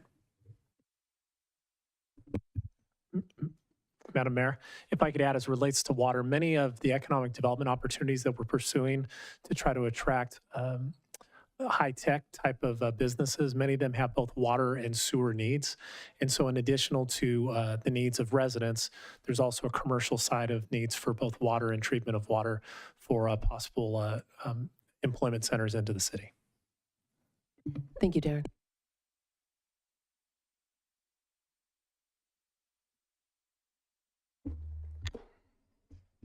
Good evening, Mayor. Good evening, City Council. Tonight we'll be presenting on Focus Area 6, Parks and Recreation. As stated in the mission statement, we provide community and neighborhood services to enrich lives and maintain facilities, infrastructure, and resources to maximize Brentwood's high quality of life.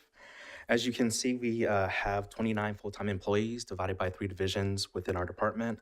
The 3 divisions consist of our admin division, which includes admin staff, a supervisor, analyst, and accountant. We also have our parks division that includes parks planning, park development, CIP projects, and ongoing maintenance projects, as well as having staff that are licensed landscape architects, certified playground safety inspectors, certified arborists, and certified pesticide applicators. And then we also have the recreation division that provides programmings and events and operations of our facilities. Staff here includes admins, coordinators, and supervisors, and a big bulk of our limited services part-time staff that can range from cashiers, rec leaders, lifeguards, instructors, camp assistants, and much, much more. Here's a snapshot of our workload indicators. As shown here, we do have maintenance of 103 parks, commissions, committees, and a number of other things that our department provides support for. In addition to these workload indicators not listed here, I did want to mention our Parks Division last year processed over 4,500 work orders. They completed over 1,000 playground inspections, and annually they prepare over 400 picnic rentals. So in addition to these, those were additional workload indicators I wanted to mention that we handle. On this next slide, we do have additional highlights and accomplishments of other things that we do. These are a little more focused on our recreation division, but as you can see, a good number of our programming, the hours that we have rentals, our registration. One of the highlights that I really like to talk about is, last year we offered over 1,970 plus programs, which is something we're very proud of within our department. In addition to these highlights, as mentioned, our rec division does operate city facilities. That includes the community center, senior center, aquatic complex, and Sunset Sports Complex. And I did want to clarify one point on this slide under special event permits. The number of farmer markets annually is 52, and then we added the additional 12 Makers Boulevard in that number to get that 64. So here are prior year strategic initiatives. There are a number of that we have completed that we're proud of: the restrooms at Creekside, the pickleball courts, as well as trail enhancements that included exercise equipment, as well as signage that were identified in the updated 2019 Parks Master Plan. We do have an update about Sand Creek Sports Complex later in the presentation. We also talked about, engineering talked about the amphitheater project as part of their presentation. So a couple of the strategic initiatives that we were able to complete in the past couple of years. I wanted to expand on this other strategic initiative that we did do some feasibility studies in the past related to the youth center and senior center. And the other one that was on there was expansion of adaptive programming. We've done a number of things in the last couple of years to do this, including City Council establishing the Aging and Disability Friendly Communities Committee. We have done some facility updates within the senior center to renovate the lobby based off of a prior consultant report. We've added programming such as sensory swim, music together, yoga for seniors, and more. And recently at the January 28th City Council meeting, City Council did approve funding for additional staff and funding for programming to expand and continue the adaptive recreation programming. So that is something that is ongoing for us.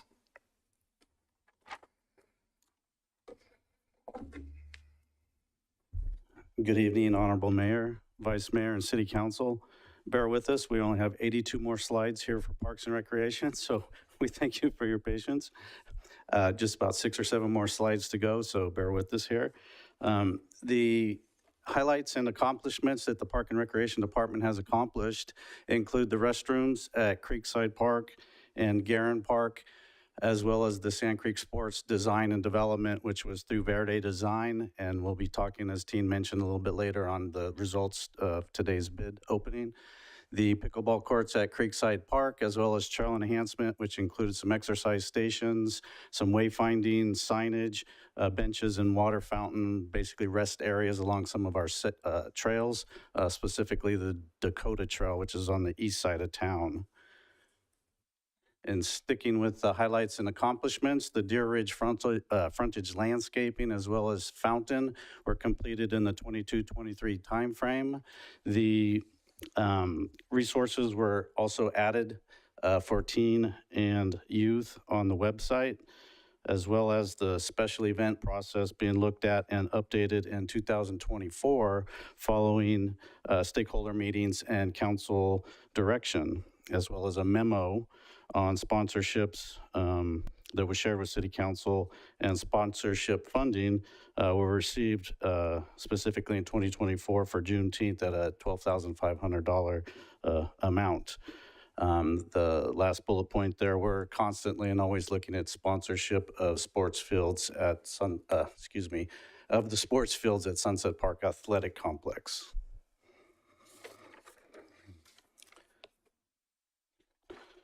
So an update on the scholarship and Parks and Recreation programs was provided in 2023, and as well as the operational assessment for the Senior Center and Recreational Programming, which was completed in 2024 by Matrix Incorporated Consulting.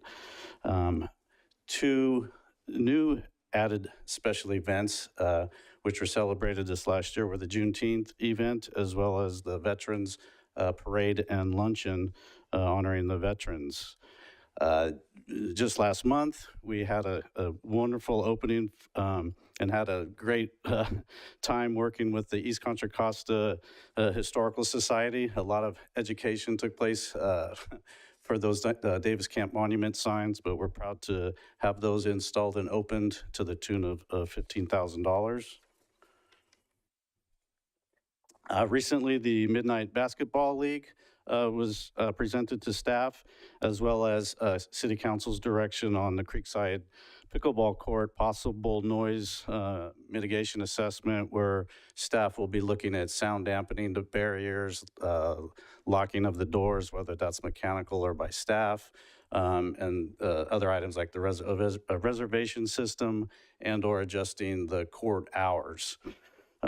Also, for staff was the Fairview Avenue / Balfour Wall, where we received the engineer's estimate from Wood Rogers back in 2023 that had recommendations and timing. Their recommendations to the tune of $2.5 million, and that project will be coming to the Budget and Debt Management Committee later this month in February. The intent for that project was to include it in this year's CIP program as well, so council will get a look at that project through the CIP program as well. We're getting there. The art projects, 2 of the 4 citywide art projects have come through, the Fields of Time public art project, as well as the Radiance Convergence project that council has seen recently. Also, the potential for an all-abilities playground on the 1 acre of land that's across from Pioneer Elementary. The citywide shade program had been talked about. And as of November, the Park and Rec Commission formed an ad hoc committee to take a look at that shade program and come back to the council at a later date with a priority of shade and potential shade for the citywide.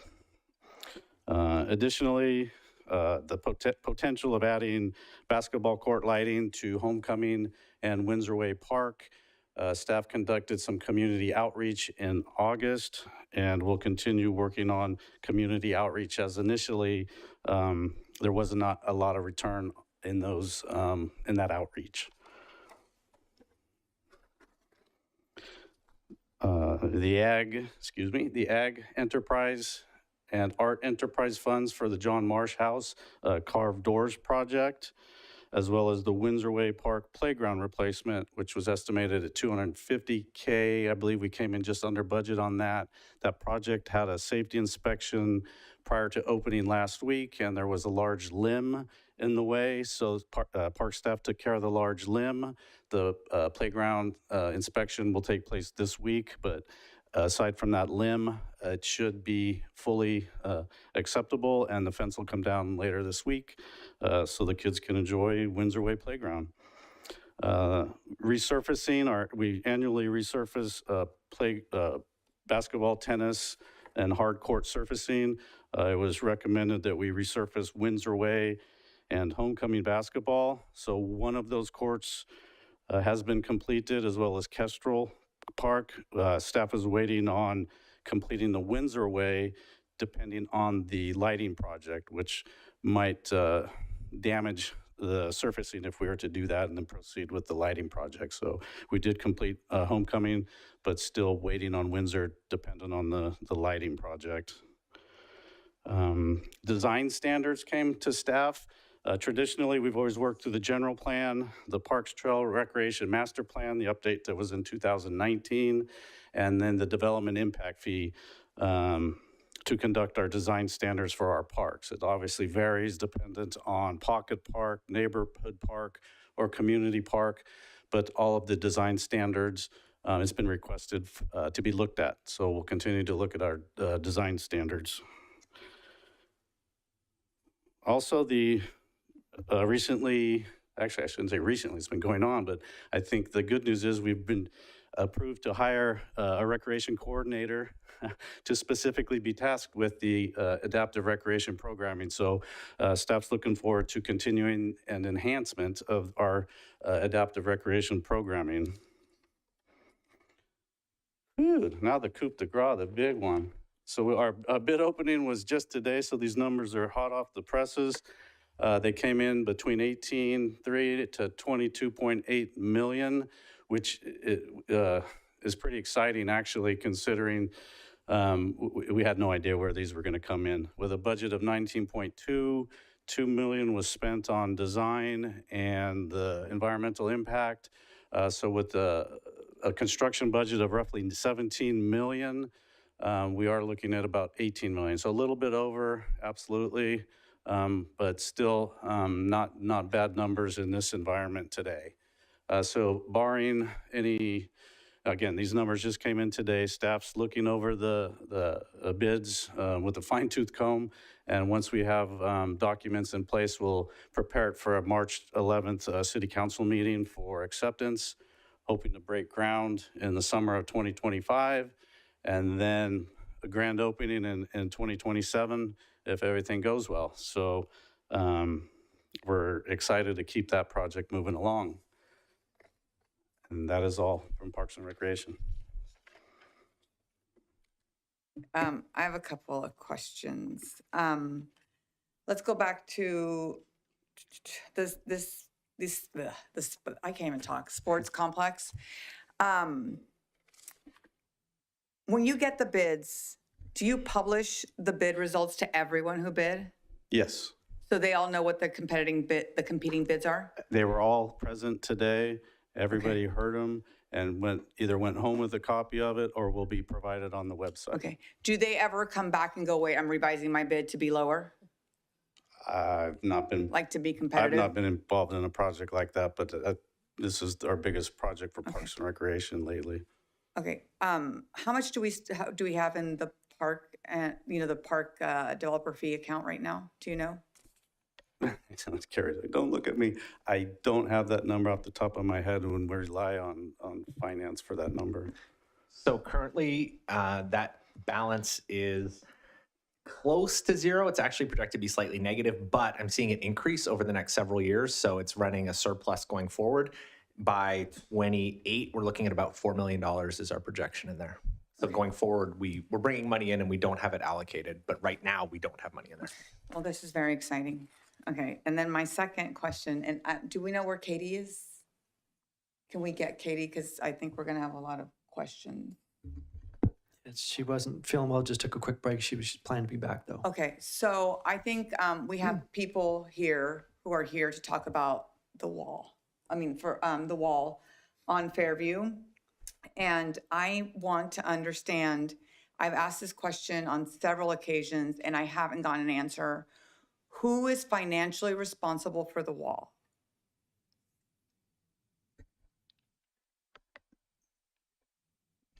That is an LLAD 94-1 maintained wall. So the LLD does have some responsibility. That wall is located on an arterial roadway, meaning the bulk of the city as a whole has a responsibility for that tree that wall, because everyone technically in the city drives along Fairview, so it's an arterial. So there's two forms of LLADs that are responsible for that wall.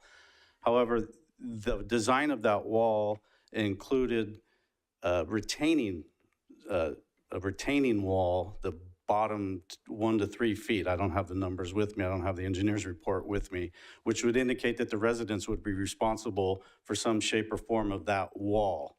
Now that's to be determined, and that's what we're still working out with our LLAD consultant and Wood Rogers, the engineer that did the inspection of the wall. I guess my concern is I think this wall has been going on for many, many years. And I know I get frustrated, but I've been asking these questions for years.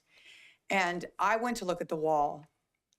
I would be very upset if the city was responsible and I was living with the wall in those conditions.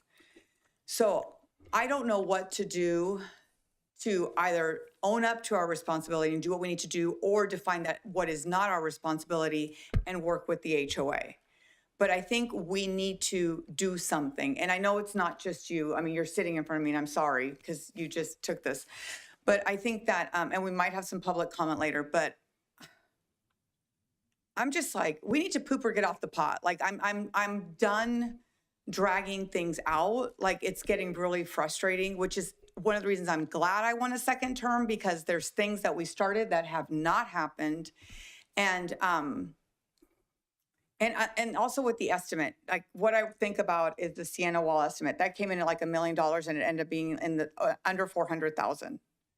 So how confident are we in this estimate? So great question, because we have 3 different estimates. The 2.5 would be the longest lasting. It wouldn't be a Band-Aid. So we have everything from under $1 million for a Band-Aid on the certain pieces of the wall to a 2.5 million, which is going to give us an expanded life expectancy on the new wall. This just came through as an engineer's estimate in 2023. So I understand the wall has been there quite a while and has shown some degrading. But the engineer's report gives us a 5 to 10 years lifespan that's left on the wall. So the engineer is pretty confident the wall's going to last at least another 5 years. I'm not saying we're going to put it off 5 years. As I mentioned, the intent was always to get this in the 2025 CIP and bring it to council. That's coming in the coming months. So I believe over the next month, we're going to start really looking into who, what, when, and where is paying for that wall. So the council can expect an answer in the coming months. Okay, so, because what is that, like you say coming months, is that 2 months? The CIP program, which I don't have the date on when that workshop is handy, but for us to approve a CIP, we need the most information we have, which is all of the kit and caboodle, right? You're saying that there might be some retaining part of the wall, the other part of the wall. When you come to us with the CIP, can we get everything? And I don't know if it means we're meeting with the residents beforehand, or I don't know what that looks like, but I'm just a little frustrated on how long it's taking. Sorry. Understood, and from the budget standpoint, the committee's going to be looking at it in a couple weeks. I believe it's a February meeting. Okay. For the budget and debt management. Okay. So it's coming. Okay, and when it comes there, will we have all the information of financial responsibility? I hopefully working with Carrie, working with the Francisco and Associates, our LLD consultant, working with the HOA. In the meantime, we can certainly have some kind of resolution at that time. How much money is in the LLAD for that area right now, do you know? Okay, that's fine. I could look up last year's and kind of see. Okay, thank you. So I wanted to, just because it's the same issue here, and thank you for this great report. I love reading about Parks and Recs and seeing all the wonderful developments, but I went to go look at the wall too, and I'm still confused about why it's specifically labeled as a sound wall when there's so much more to it, and when the safety appears to be an issue for all the parts that are crumbling. Can you talk about that a little bit more? The report, those are superficial, what's coming off of it. The integrity of the wall is still intact, but what you're seeing is just the concrete facing that's falling off and deteriorating. Granted, there are some areas that are a little deeper than that, but for the most part, that's all aesthetics and not the actual integrity of the wall. But again, we have the report. I'm not an engineer, but I can certainly, and I believe we've provided it to Councilmember Mendoza, if you would like the report, which it's lengthy, it's got pictures, it's got well-defined pictures, but that's to our understanding, is that's more aesthetic issues. Thank you. And why is it specifically labeled a sound wall when there is, it's the complete border between Fairview and the homes? I just know it was identified that in the LLD engineers report from 1994-ish, so. Okay, understood. And I should say, I appreciate the fact that you're taking a lot of this right now, unexpectedly probably, and it is definitely a big issue. We do continue to hear about it over and over again. So appreciate that you're willing to stand and just give us the answers that you have. I'm looking forward to finding out what happens in the budget meeting. And then I guess I'll determine at that point whether I want to read this lengthy engineer's report. But I do want to say that the amount that's listed today, in order for us to be able to consider this as one of our priorities, could be inaccurate based on whether the HOA has some responsibility here too. So that's kind of a challenge for us when it comes to listing our priorities. But with that, are there other questions? I just want to clarify, are you saying that it appears to me that you're saying we don't have a full and thorough amount of information yet because it might be partially the HOA may have some partial responsibility that you're still trying to figure out right now? Yes. Okay. So fools will rush in if we try to move on this if they have some. Thank you. Appreciate that. Thank you both for your report, and knowing that you're kind of stepping in and filling in shoes. I'm up with some questions. And you're taking a lot of heat right up front, and I appreciate that. And you're doing a phenomenal job answering the questions. I do appreciate the report back on the sports complex. Thank you very much. And we appreciate what you guys are doing. Thank you. One more thing. Amphitheater. I was just going to say sorry, thank you. I was going to say thank you to both of you. I think moving forward, I think just all council meetings, if you guys wouldn't mind making eye contact with me, just so I can make sure I'm. Yeah, so I'll if I'm turning this way and I see a light here, I'll let this person go first. I'll try to just do this the whole night. Thanks. Do you want to go? Do you want to go? No, you got it.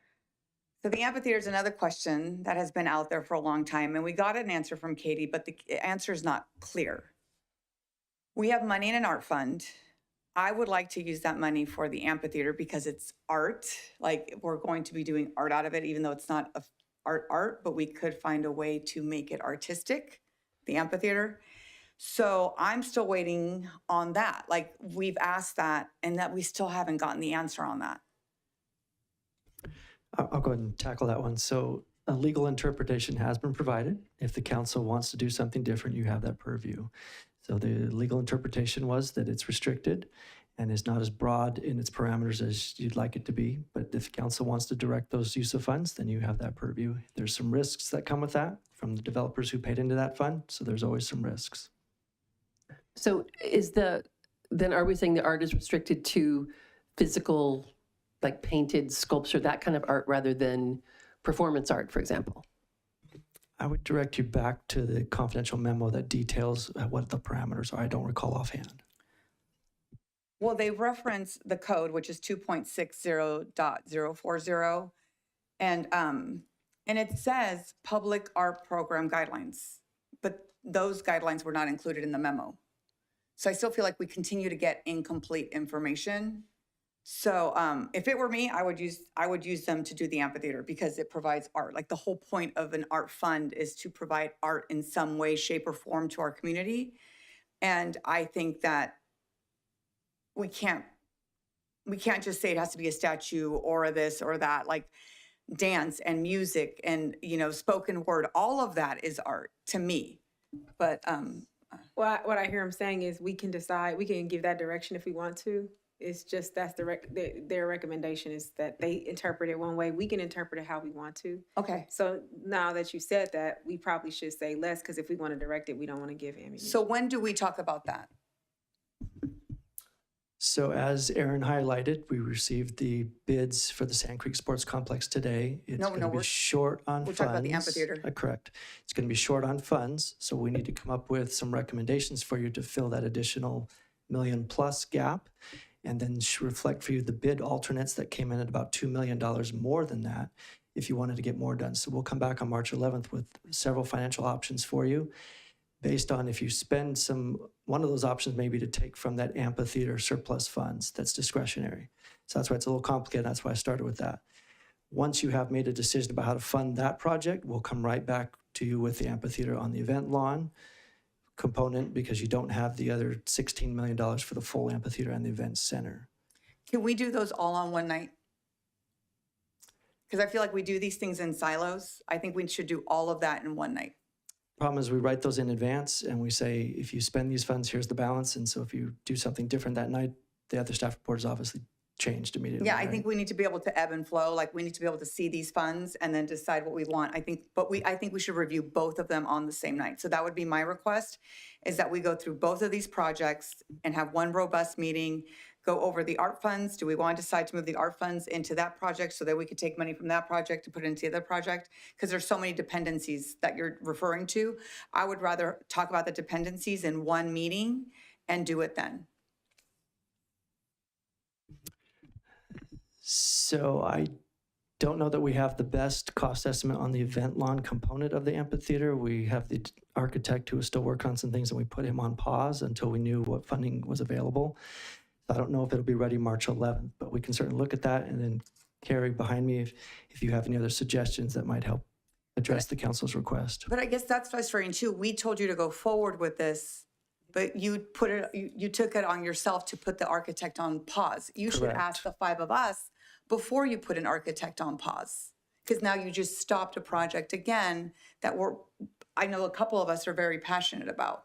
And I think that before you make a decision about that, you should come to council and say, hey, I know you guys want us to go on this, but this is why I want to put it on pause. Are you guys cool with that?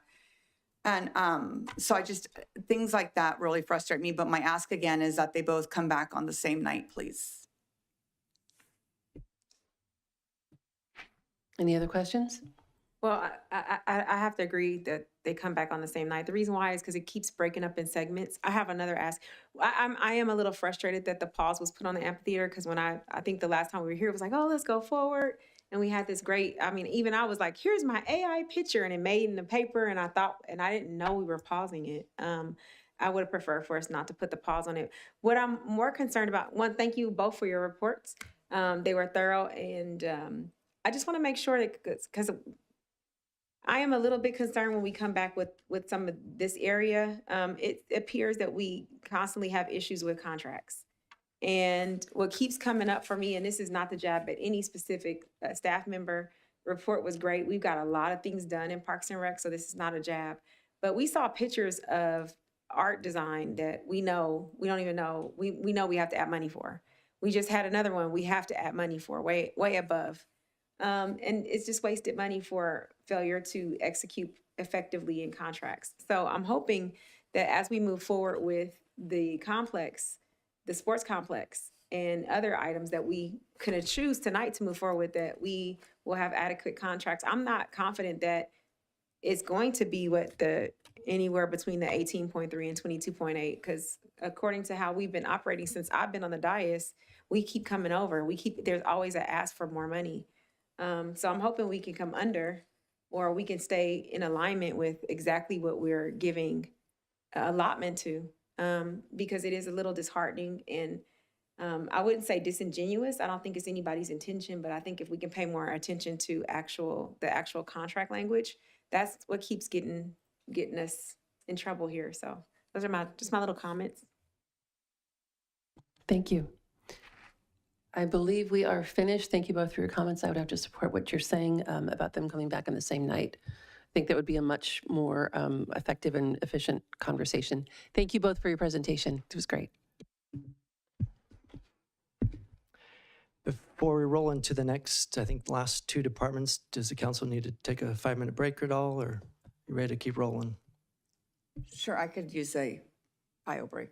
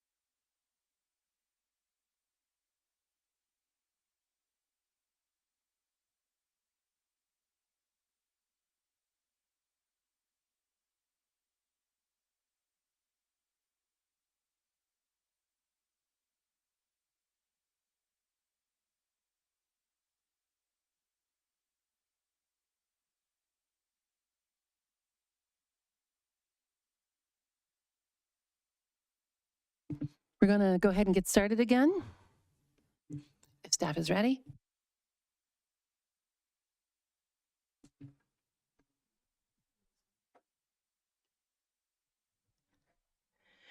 Good evening, Mayor, Vice Mayor, and council members. It's a pleasure to be here presenting Focus Area 7, Community Development, on behalf of Alexis, who could not be here this evening. I wanted to just touch briefly before I get started on the presentation with a question that was raised during Casey's presentation. I think it was Councilmember Mendoza that asked about population projections as it results to water supply. So there's nothing in the general plan document itself. It's actually in the environmental impact report that was prepared. It's from back in 2014 and it's captured on a table. I will email it to the council afterwards so you all have it. But just real quickly, there are a series of projections and it was all based on the land use map that was adopted at the time. For city limits, the build-out population was estimated to be 80,917. And then there's a larger projection that includes the sphere of influence and larger planning area, and that number is 92,336. But again, I'll email the council so you'll Can I have ask it. a question about that second number? Sure. So that includes like annexations, right? Correct. Okay, thank you. You're welcome. I think it also included PA1, if I'm not mistaken, right? No, because that was all included That was already in, okay. in the city. So one of the other things to consider, even though there's a number, when the state law has changed, like for an example, we had a parcel that was going to be for commercial, and then I'll say you could put a 3-story residential in it, that's going to increase the density, increase the number of people. So you're going to hit that number faster than what we'd project in 2014 based on the new state legislation. So there's another variable in there to throw in there. Yeah, but if we don't have water, who's going to build? You may not be able to then provide water to the parcels that are in your city already before we're talking about any annexations, including commercial, not just residential. So it's a trade-off. Yeah, but if you're saying you're going to build and I can't give you water, who's going to build?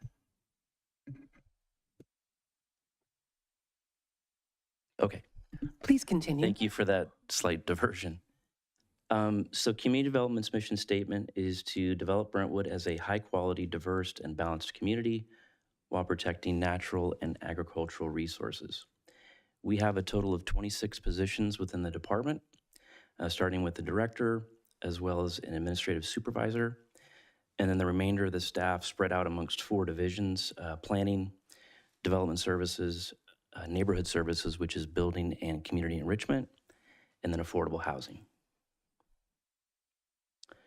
So this slide just gives you a little bit of the highlights of what each division does. Of course, there's many other things that we do on a daily basis, but essentially development services staffs the permit center, also processes, reviews, and issues all the permits that get submitted. Building, of course, does some reviews in-house of plans that are submitted, and then conducts all the building inspections out in the field on a daily basis. Our community enrichment staff primarily responds to complaints, so they open and close cases that are submitted. Planning, we staff the public counter. We process a variety of applications that get submitted, both ministerial, which is just staff level approval, as well as discretionary.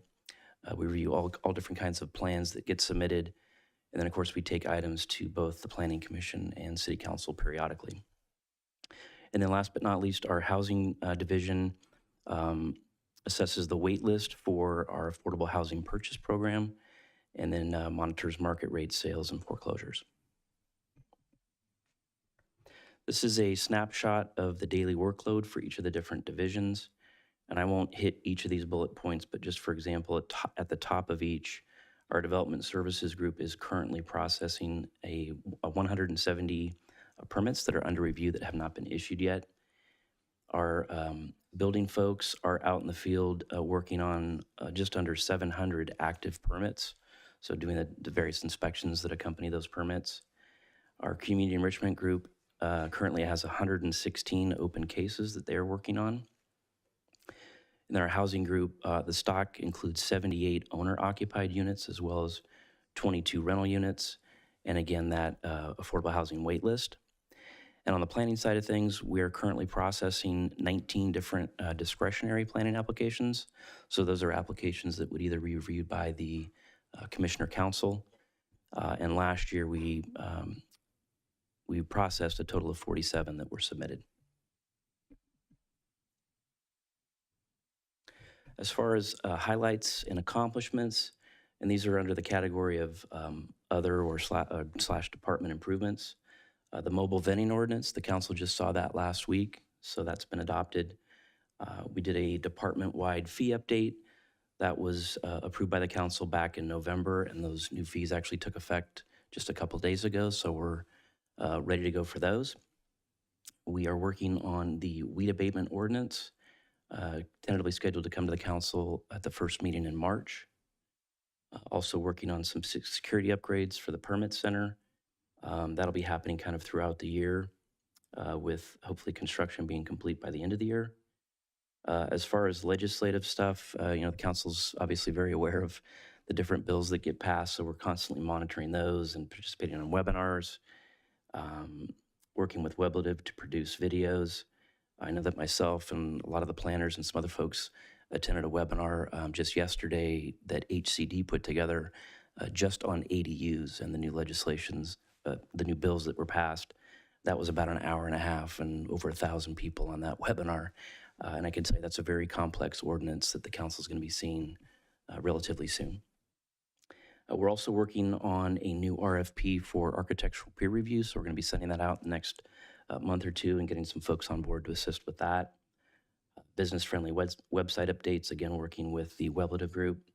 And then, of course, strategic planning, which is what we're doing here tonight. We also have two big projects. Both of them have been ongoing. The focused zoning ordinance update. Obviously, it's been in the works for a little while now. We're still drafting portions of it. The next thing the council is going to be seeing are proposed regulations relating to alcohol uses, drive-through uses, and self-storage uses. I know the slide says March 25th, but I think that's actually going to be at the end of April when it comes forward to the council. And then towards the end of the year, we're going to be bringing items to the commission and council on updates that are legally required by state law. And then as far as the housing element implementation, there's a series of zoning text amendments that are required. Those have been drafted, reviewed by the Planning Commission just a couple of weeks ago, and then we'll be bringing those to the council at the end of February for the first reading of the ordinance and hopefully the second reading in early March. Back to some of the things we're working on as required by state law. There's an update to the cannabis regulations. Those are currently in draft form. I don't have a date listed here, but I think those will be coming to the council somewhere in like April, May timeframe. As I just mentioned a minute ago, we're working on an update to our ADU ordinance, and we'll actually be back next week with the first reading of that. The Planning Commission looked at it in December. Just last week, the council waived the second reading and adopted the ordinance for SB 684, so that's done. And then the next two items are the APRs, or annual progress reports, both for the general plan and then specifically for the housing element, and these are mandated by the state. The Office of Planning and Research wants those submitted by April 1st of each year, so we typically bring them to the council at one of the March meetings. Tentatively, we have those scheduled coming on March 11th. And then towards the end of the year, we'll be bringing the building and fire code adoptions back to the council as well. As far as council requested items, we're working on a series of tobacco regulations, which you're all aware of. Tentatively, we have those coming to the council on March 11th. That'll be followed by a business outreach, accepting applications, and then inspections. So this will be again, a year-long process. The objective design standards, we've been working on those for a while as well. We're looking to have those before the commission and council kind of like late summer, early fall of this year. And then this is a previously requested council item about possible amendments to our inclusionary housing ordinance. Tentatively have those scheduled coming to the council at the second meeting in March. As far as completed strategic initiatives, of course, we have 4.1, which is the update to the city's housing element. As you know, that was certified by HCD last year, and we are working on implementation. As I mentioned a couple of minutes ago, that really continues through the end of this year and really throughout the end of the current cycle, which runs through 2031. Item 4.3 is an implementation plan for the conservation and open space policies. So we're working on that just annually and reporting to the council as needed. You may recall that we were before the council, I think it was at the second meeting in October last year with a report on that one. As far as the ones that are in progress, 4.2 is to implement the zoning ordinance update, maintaining compliance with state law, including the objective design standards. So you've seen some stuff already that's been presented to the council. And again, you'll be seeing more stuff over the next several months. Again, the objective design standards are in draft form. We're working with the consultant on that, and again, hope to have those in front of the council kind of like summer, fall of this year. 4.4 is the implementation status updates on the general plan. This one's currently on hold, just given our workload and the number of special projects we have. But we do have budget allocated for the task, and we're looking to potentially revisit that at the end of this year. As far as proposed initiatives for the next couple of years, it would really be continuing 4.2, which is implementation of the zoning ordinance update, continuing 4.4, and then expanding that to include engaging the community through a series of educational videos and materials around the latest state legislation that's just going to be of interest to the community, and that, of course, that's ever changing. And then last but not least would be hopefully initiation of a comprehensive general plan update. I know the council's talked about that at various times in the recent past, but that's a long-term project that could take 2 to 3 years to complete with funding to be determined. That concludes my presentation. I did want to note that we have our Chief Building Official, Ken Murphy, our Development Services Manager, Tim Nielsen, and our Housing Analyst, Sylvia Elias, in the audience. So I'll do my best to answer any questions the council has, but to the extent that they might be able to help, I'll have them come up to the podium. Thank you. We really don't have any questions? Okay, very good report. Thank you all for being here and for sticking around through this. I do have a question. We have in the past had legislative updates, reports, staff reports, sort of at the beginning of the year to kind of hone in on what's going to be the most impact on Brentwood. So before I make that a future agenda request at another meeting, is that going to be scheduled? I'll look to the city manager. I don't know if I haven't heard anything from Alexis on that. I don't know if we have anything tentatively scheduled. We do have standing council action, I think, to, before the legislative session begins, give everybody an update so that you can lobby, encourage residents to write in, and then at the post, we're waiting on some outside counsel to provide additional insights where it's directly applicable to Brentwood. Not all state legislation applies to us, Right. even if it's onerous. And so I think that's still a pending item that thought it was March or April it's supposed to come. Okay. And we have prior ones on the website now from prior years, but this year's one, it's in the next month or two, if I remember right. Great, thank you for that. I also have to say, I really, really like those videos, the education videos that are coming up. I think those are really well done. They're very informative. I think I'm hoping they get a lot of engagement from the community because I certainly think that's a very beneficial, especially with all the changing legislation on a dime that is really hard to keep up with. So I appreciate those a lot. Any other comments? Thank you for your presentation. Thanks, Eric. And again, thank you all for sticking around. Okay, we'll go ahead and get started on focus area number 8, police services. Mayor and council. Next slide. It's cute you put yourself on the lead page. What's that? Said how cute you put yourself on the lead page. That was my staff. So our mission statement, to protect and enhance the quality of life in our community through uncompromised dedication, professionalism, integrity, and innovative police services. This slide is our org chart. we have 107 full-time employees assigned to the police department that is broken down into 2 divisions. Next.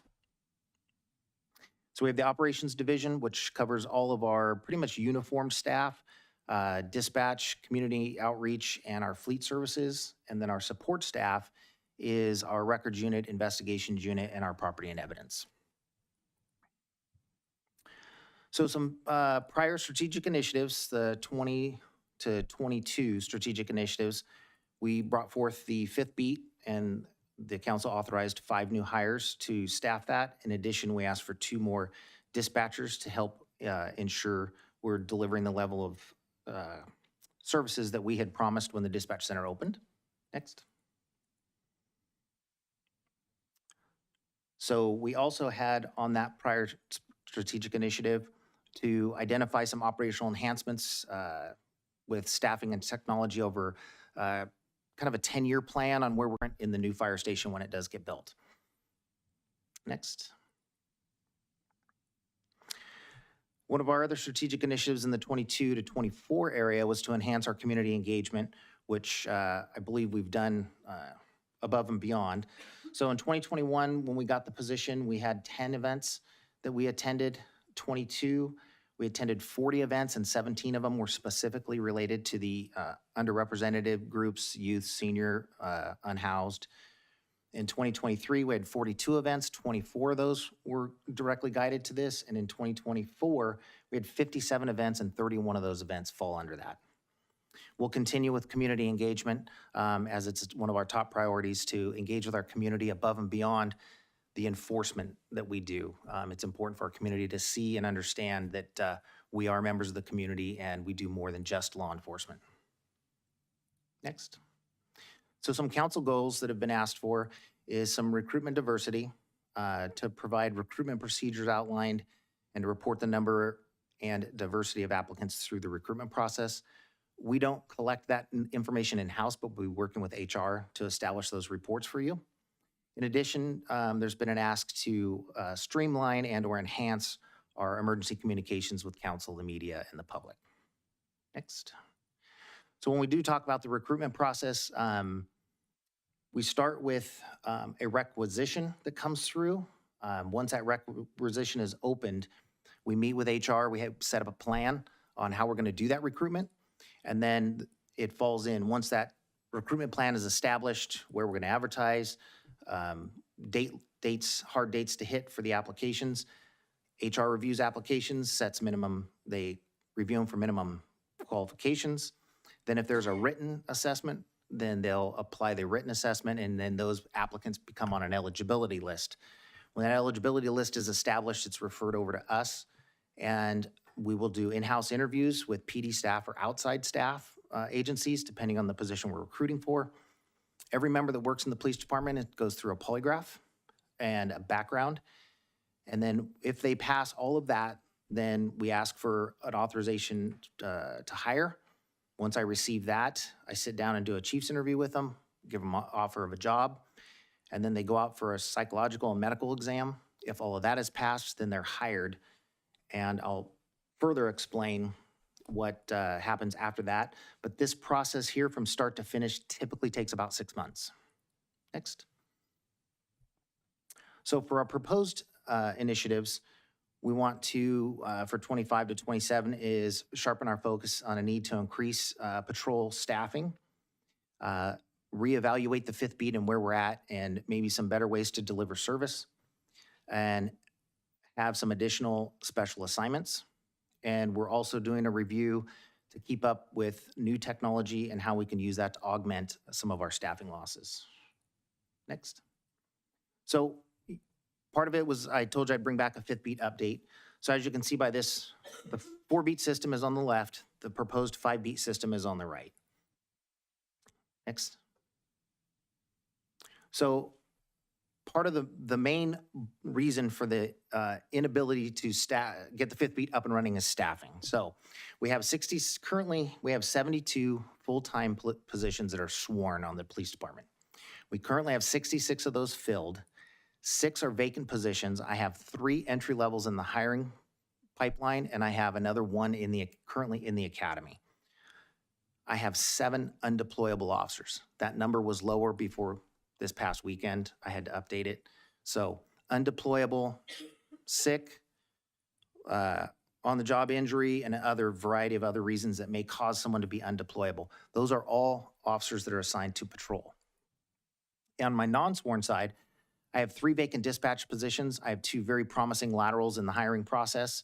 And then we are holding entry-level recruitment in mid-February. I also have a community service officer vacant position, and the recruitment for that closed yesterday.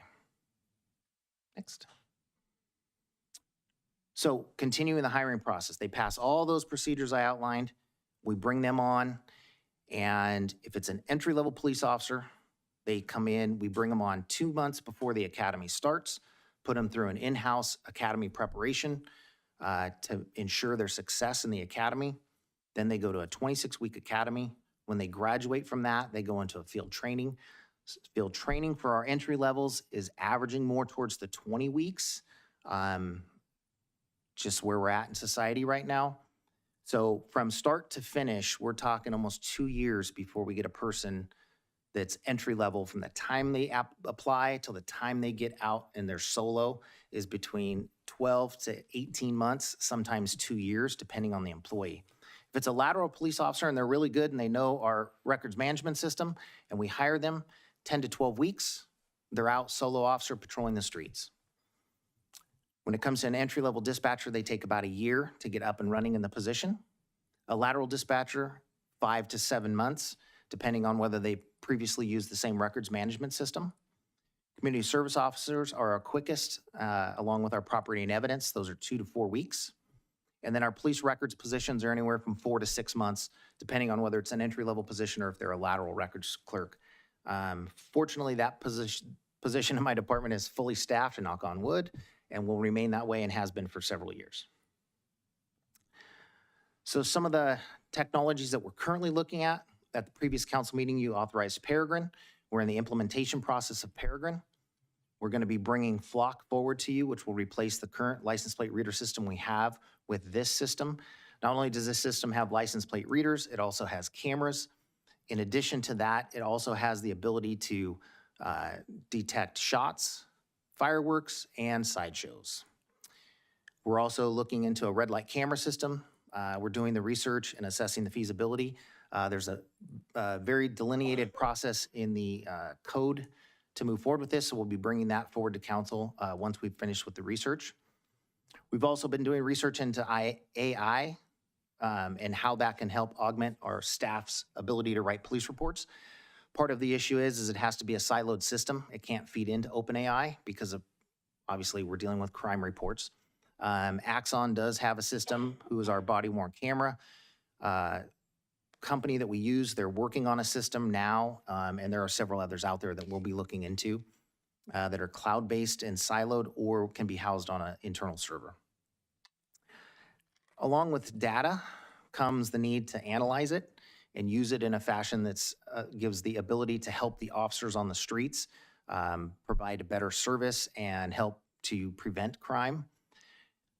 So as part of that, I will be asking for another full-time position to be a crime analyst to assist with organizing this data in a way that will help benefit patrol officers and our staff investigations unit when it comes to technologies, downloading phones for criminal investigations. That's just a jarbled bunch of mess that has to be put into a sensible order to be used by the district attorney's office moving forward.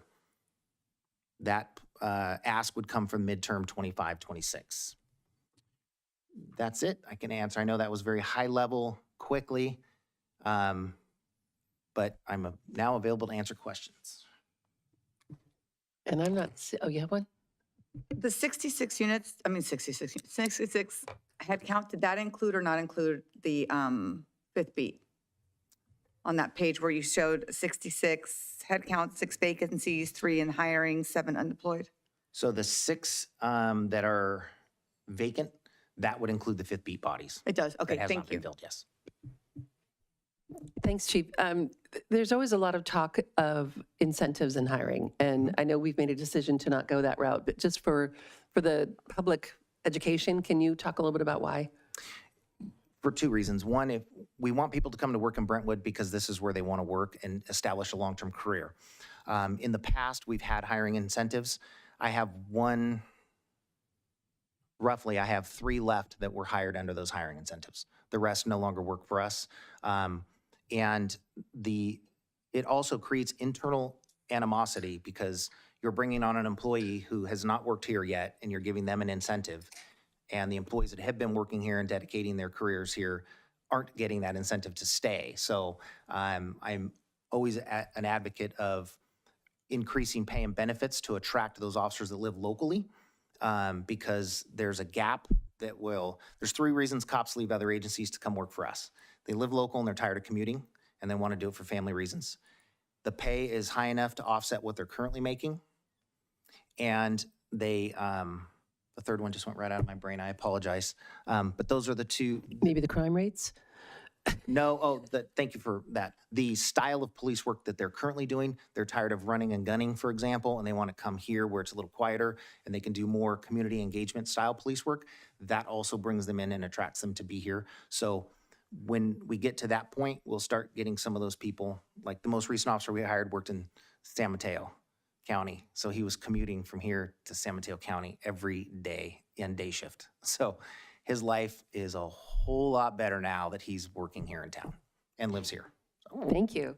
And I do have to say, I have absolutely appreciated watching the increased community engagement, seeing the officers out at all of the events and seeing additional social media posts and things that are a little bit more engaging and informative. I think it's a really strong move forward. Thank you for that. I appreciate that. Chief, you might just add, we do have an incentive program for dispatchers. That's kind of an antiquated program when we had no dispatch program, but we've been continuing it. Maybe highlight that a little bit. Yes, we do have a hiring bonus for dispatchers.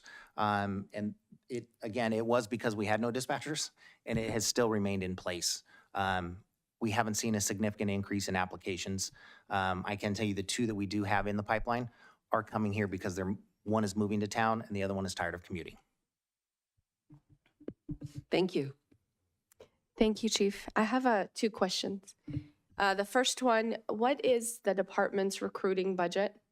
And the second one, when you were speaking of special assignments, what are you thinking in mind as other options from the fifth beat? So the recruiting budget is my salary savings. We work with HR. HR has budgets as far as it goes for advertising and so forth. If they need any from us for any type of advertising, we just give them the budget code for that. I don't have it right, the exact number off the top of my head. As far as alternatives for the fifth beat, some things we're looking at, the fifth beat was asked for back in 2019, 2020. So we need to, again, we constantly are analyzing the need for it moving forward since we've come so far without being able to staff it. Things like a COP team, a community-oriented policing team, which would be a sergeant and two officers to be dedicated to help any hotspots that come up, whether it be crime-related or community-related issues. They would work closely with our Ron Stanley, our unhoused officer, in addition to targeting organized retail theft in the city. So they would work on that. Additionally, I would take one of those five and make a traffic motor officer. Traffic is the #1 complaint in the city.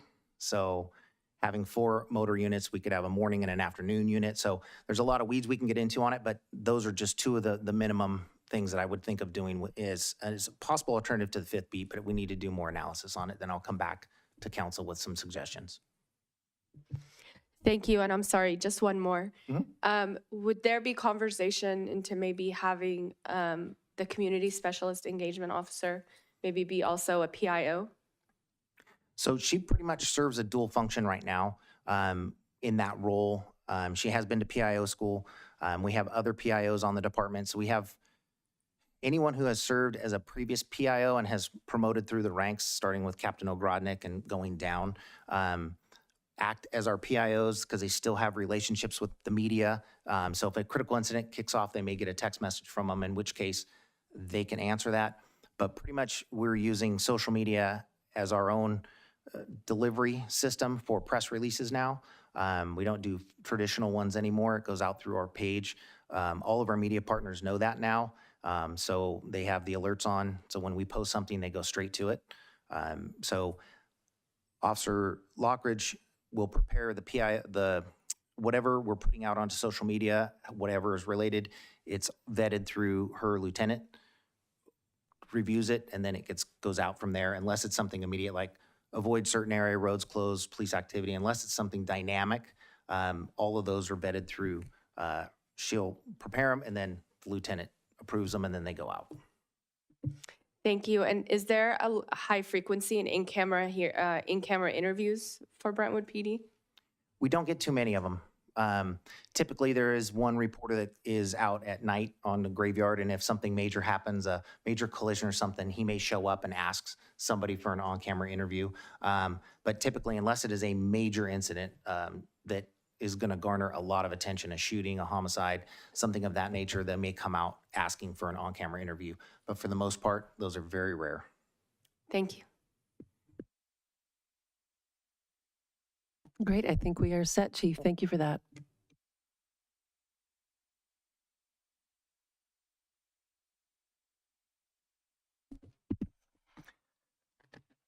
So this is the end of the presentations from staff. This is a financial recap meant to give you an idea of what you may have already set funds aside for.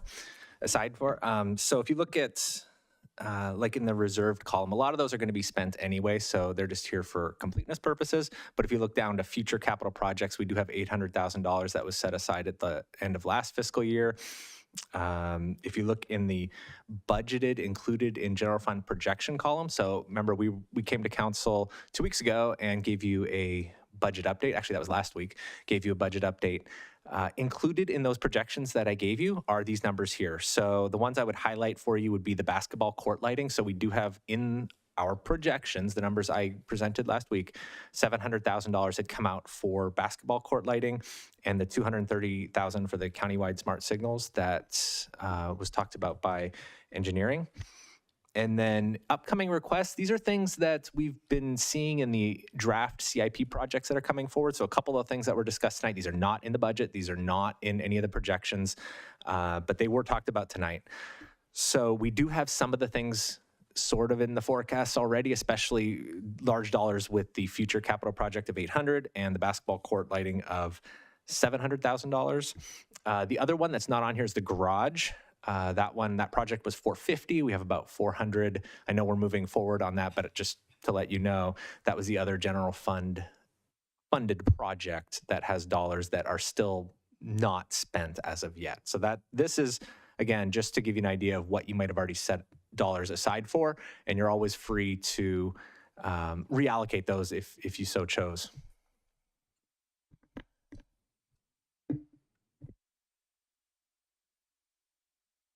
So how do we move forward with this unless there are questions on this Do you part? want to do public comment? Is it time for public comment? If you don't have any financial questions, then public comment will be next, yes. So no questions then? Okay, let's open public comment. At this time, if you're present in the audience, you may spin a speaker card for public comment. If you're on Zoom, please raise your hand. I have one card. Connie?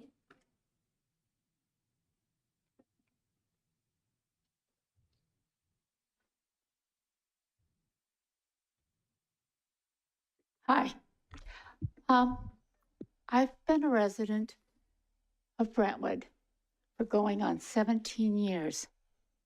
Of all the places I've lived in my life, it's my favorite, honestly and truthfully. Okay, some of that takes maintenance. Some of it is moving ahead, looking at projects that are in the future. Maintenance is also important. Let me challenge you for a moment. I want you to take a ride up Fairview. I want you to drive and look at the wall by Somerset 1. That is what it looks like. It looks horrible. It looks not maintained. if it's your responsibility, if it's part ours, as a community of Somerset One, that you were questioning tonight, we need to find out.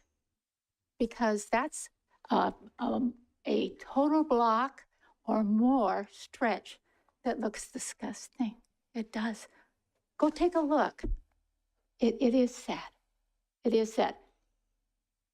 And it doesn't have to be perfect, but it's far from that. It's far from that. And does it need to be a whole new wall? I'm not sure it does. I'm not sure it does. We did our tour. It was not so bad in parts of the section, but other sections it was. Do you tear down the whole wall? Is that the answer? I don't know. Those things I don't know. But let's get real. Let's get thinking common sense. And like I say, the maintenance of our city is so important. And that's how we keep it a special place. I mean, it is a special place. But like I say, I challenge you to make that little drive and you go, ooh, this looks pretty bad. And it does. It does. So what's the answer? I don't know. But I think that we need to take a look at it and address it in a way that is reasonable, realistic, definitely realistic.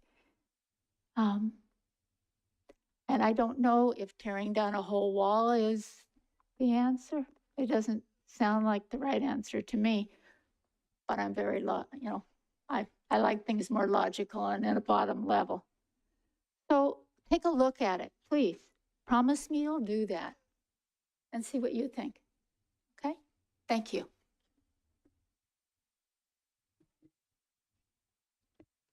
I have no additional speaker cards in person or hands raised in Zoom. Thank you. So how are we moving this process forward, Tim?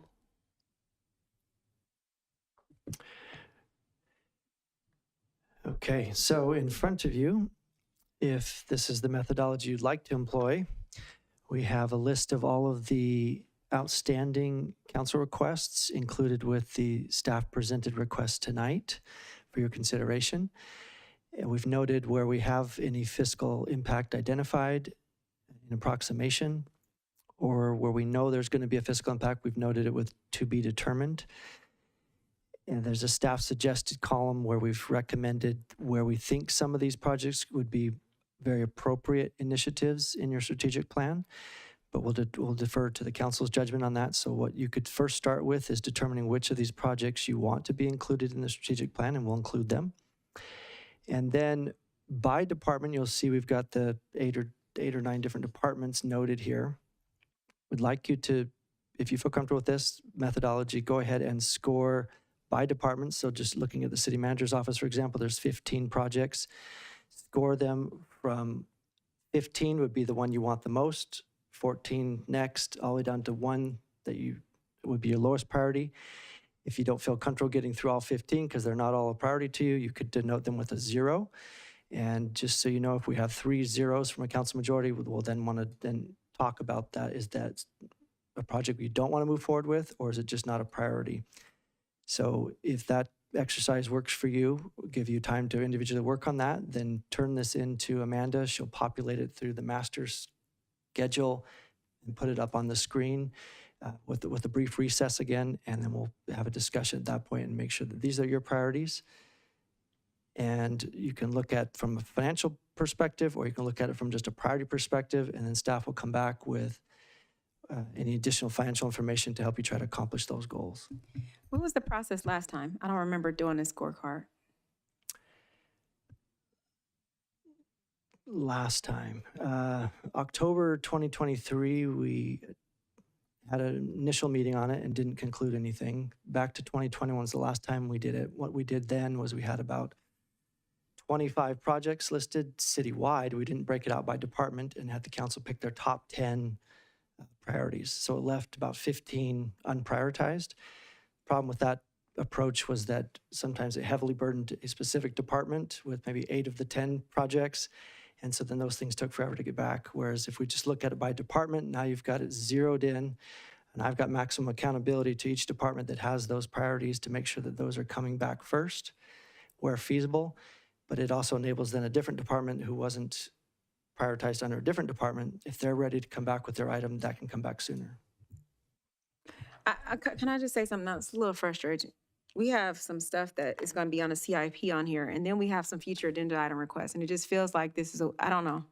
It's frustrating because it's like, just bring it back. Why do we need to organize it? Like, half of the city manager stuff is bring it back. It's like we asked a question about it. So I'm getting a little frustrated that I have to now sit here over the next, and then I have to wait for somebody to populate it.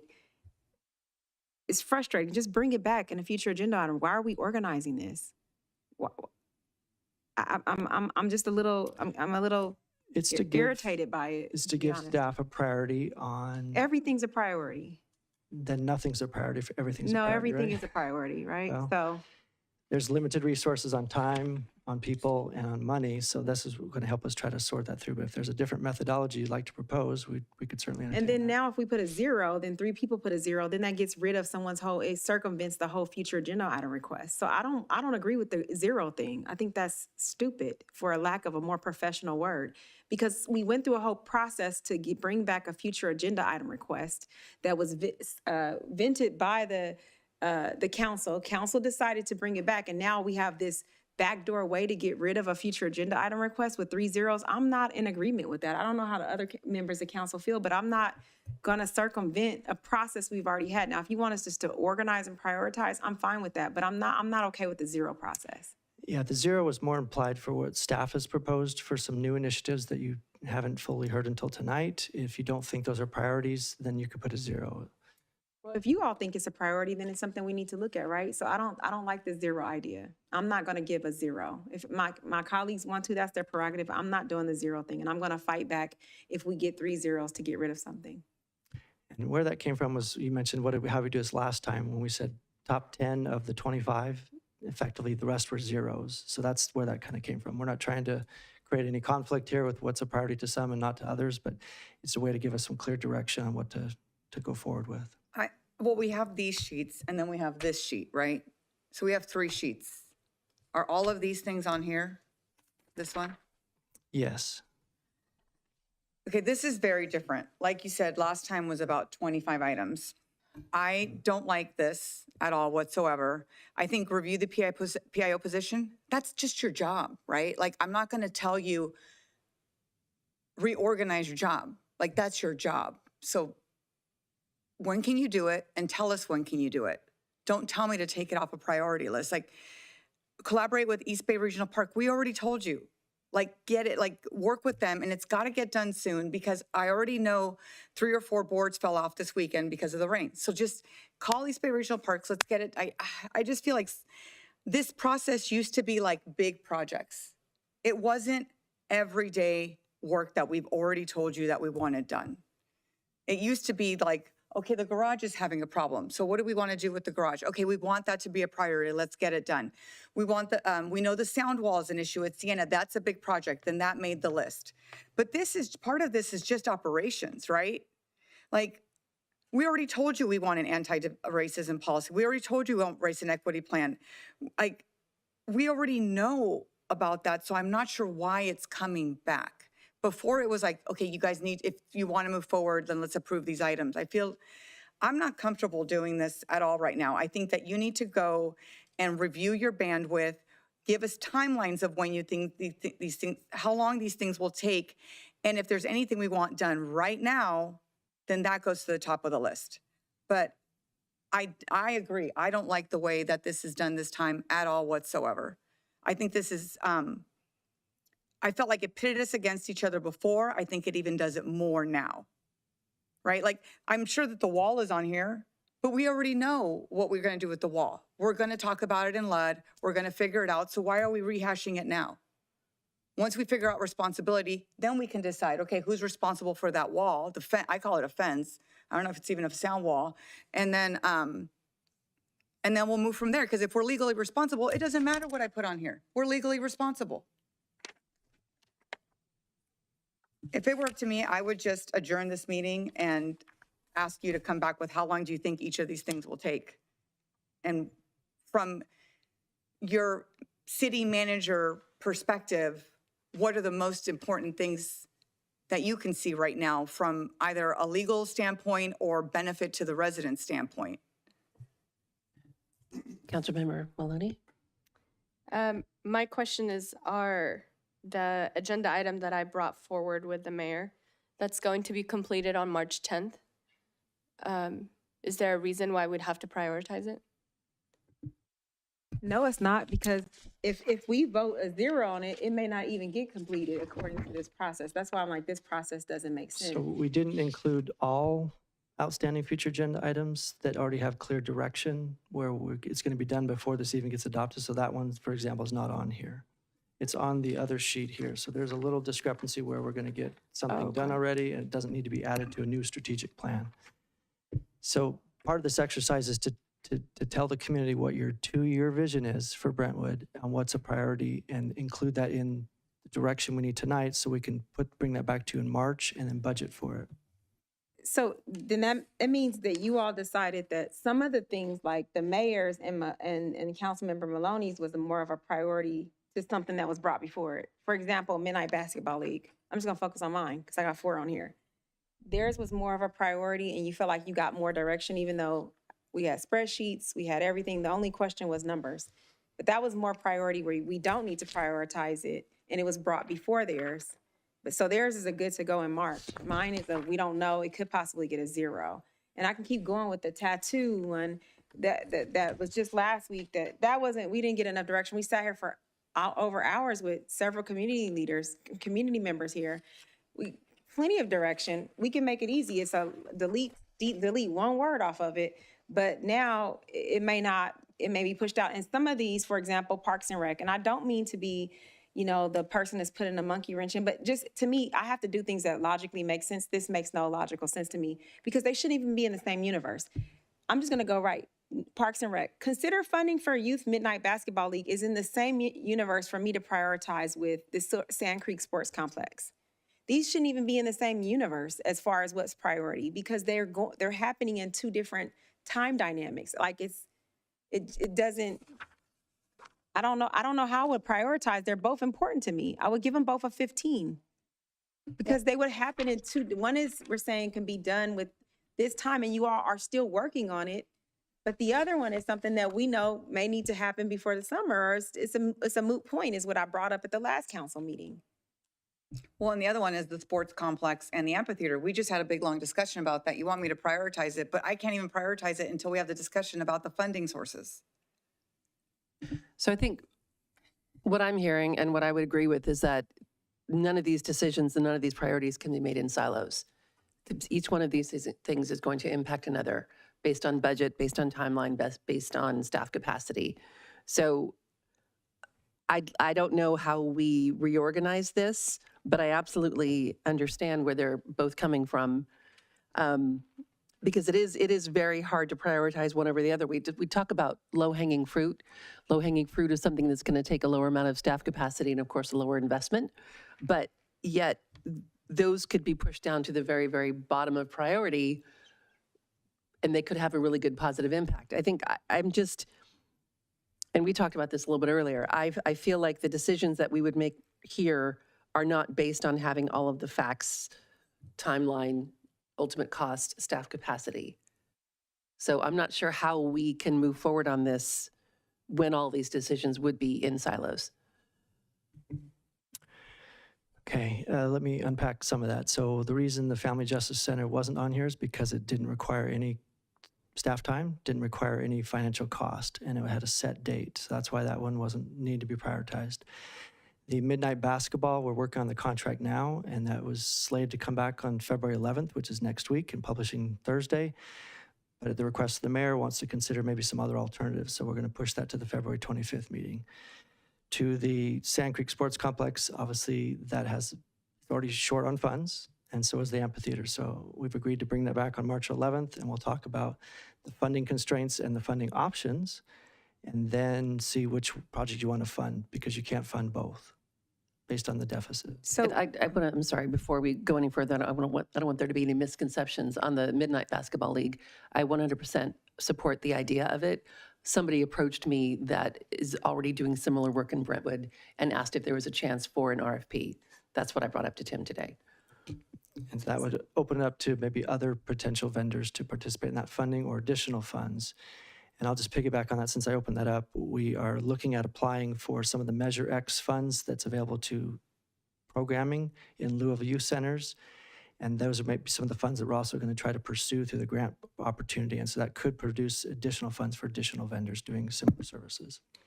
so the family justice thing is on here under police departments, just clarifying. And so based on this ranking system, if we rank sports complex, the Sand Creek Sports Complex at a low rate, then you won't bring it back in March because we just said it's not if we say it's not priority. Do you get what I'm saying? Like we can rank Well, it, when I we can introduced- rank it low Mhm. today, but you just said you're bringing it back in March, which means it would be more of a priority. So it doesn't matter where we rank it because you already have some dates for some of these things, but it's not listed here that it's already a priority. I think what I'm hearing from the council, you're not comfortable prioritizing those. Could you at least give us direction on which ones you want to be included in the strategic plan that we'll bring back to you on March 25th and have you adopt at that point? Would that be something you feel comfortable prioritizing? I would like a column with how long each one takes. That's what I want to know. It's like, if you're telling me that time, because it sounds like time is the biggest issue. Well, I'd like we're- I'm not done. I would like a column on how much each one takes, but on top of that, you keep saying there's no funding for this, for both the sports complex and the amphitheater. And I'm going to argue with that because I just said, if we need to cut money somewhere else because these end up being more important, then we will find the money. My goal with these two projects is to find the money somehow, because it's been promised to the community for many, many, many years. And we have money for everything else, but these promises that we make and these commitments that we make, and when we build these developments, like, we need to keep them. So I moved here over 20 years ago for the sports complex. By the grace of God, we got this money, so we got to get this done. So I don't want to hear that we don't have the money, because at the end of the day, it is the council's decision how we want to spend the money.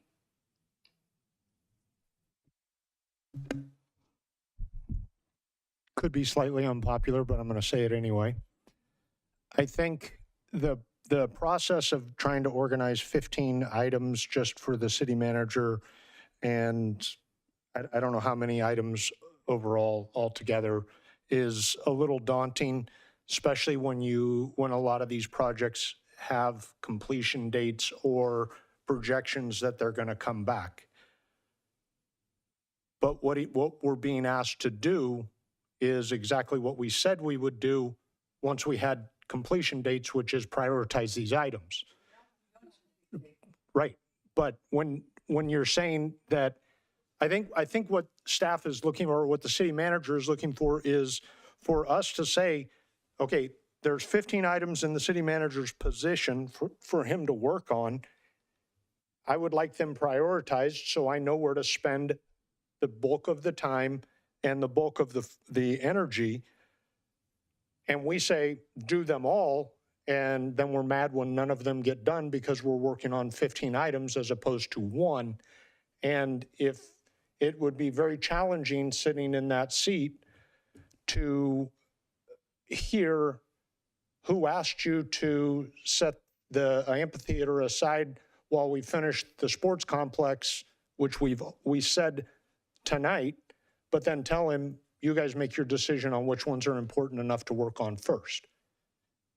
We're asking for two different things. All he's asking for is direction. I'm not saying it's easy direction, and I'm not saying I'm very comfortable prioritizing 15 items through here when some of them have completion dates or dates when we're going to see them on the dais anyway. So if we can see this list done out with those dates provided, with some of the projection of, hey, the sports complex, we're going to be talking about it on the next council meeting. It doesn't really need to be on the list, or the date's right next to it. We don't even have to talk about it. It's already moving forward. I don't have to prioritize it as number 15. I can start working from 14. But if we can take a look at this list with some of those projections already on it and then prioritize what's left, maybe, would be a little easier project for the 5 of us to try to tackle. I'm not disagreeing. I'm not excited about trying to prioritize 15 items. I'm just saying that's why we're being asked to do it. And I think one of the problems is, and this is something that we've asked over and over again, is a project list, an ongoing project list with timelines and statuses. Because to get this is bigger than anything we've ever seen. Hands down, bigger than anything we've ever seen in the 4 years I've been here. And it includes things that I think are operational. They're not big projects. So I think this is a different ask than we've ever had before. But I think we need to understand how much time, amphitheater and sports complex, we're already going to talk about, right? Like, we already know we're already going to talk about that. But everything else, like, to me, there's parts that are just your job every day. Review PIO position, that's your job. We approve headcount all the time, and you come back and it's like, okay, I think we should move forward. I don't think we should move forward. But I don't think that should be so time consuming that it needs to be on a list for the city council to prioritize. Review farmers market configuration. We already approved it. Staff, go spend time and money on reviewing it. I don't understand why we're seeing, and I think this is just piggybacking on Vice Mayor Pearson, it's the same things we already approved. And again, I think if we had an ongoing project list, we wouldn't be in this pickle right now. So I think if we are looking at, there's so many different ways of approaching this and so many different perspectives. And the hard thing is my priorities for finances would be a completely different list from my priorities based on what I think is the most benefit to the public versus what I think staff has capacity for. This is where there's a challenge. The flag barn is not actually a priority to me. I mean, I think if nothing else was feeding into that decision, I would say that could be pushed out. It's not something that needs to be prioritized. However, we also know that if we don't do something about it soon, then East Bay Parks is just going to destroy it. So the fact that there is no clear path to a decision here, that's the challenge. And I see what you're saying too. And I think Councilmember Orlemans, what I'm picking up from you that really connects with me is the capacity issue. And I think, for example, if we were looking at the permitting license efficiencies, that's been hanging out for a long time. So I would say, I don't think there's a huge amount of staff time and effort on that one. There's not a huge investment on that one. So for that reason, I'd love to see it moved up higher because it's something that we keep hearing about over and over again from our small businesses, right? So we want to show them that they matter and that they're being heard, and we want to address their concerns. So in that one, I would move that one up pretty high. But then again, there's other factors for some of the other ones that, I mean, I don't know if I'm explaining this well. What I'm saying is I recognize and appreciate the need to do some prioritization based on capacity. And if there are some things we can move around for that, I would be willing to talk about that. But some of the things, like we've talked about, don't make sense to connect with some of the others here. It's like the old Sesame Street thing. I think one of these things doesn't belong. That's what it's feeling like to me right now. I understood exactly what the ask was. I didn't need a reinterpretation of what he was trying to get, the point he was getting to. What I don't understand is we're working not with a full deck of cards. There are dates that are coming forward sooner than later. And so this process makes no sense, is what I keep saying. To prioritize things that will be here within weeks does not make sense to me. I would have liked to see when it's coming back, to know already how you've internally, each department is prioritizing it and saying, should we change our priorities? Because this is what our bandwidth is. This is what we can work with. And let's just take, for example, engineering. Right now, we're going to do the daylighting thing first, veneers. This is how our department, what we can come back with. Would you like us to move that around a little bit based on I don't know your bandwidth. I can sit here and prioritize everything, but if I don't know your bandwidth, I'm just going to put tasks on you that you still can't accomplish. And also, I don't know numbers, so I can prioritize it and then you don't have enough money for it. So to me, it would have been nice to have more more numbers and actually when it's coming back and for you to organize it. You all put it in the order that you can get it done in, that you think you can get it done. Because like I said, everything's a priority to us. We don't have to sit here and do all your job. So to us, go for it. And then we can sit here and say, it seems like it could all be done at one time. I don't do your job. So I don't know that you can do it all in a year, 2 years. I don't know what your bandwidth is.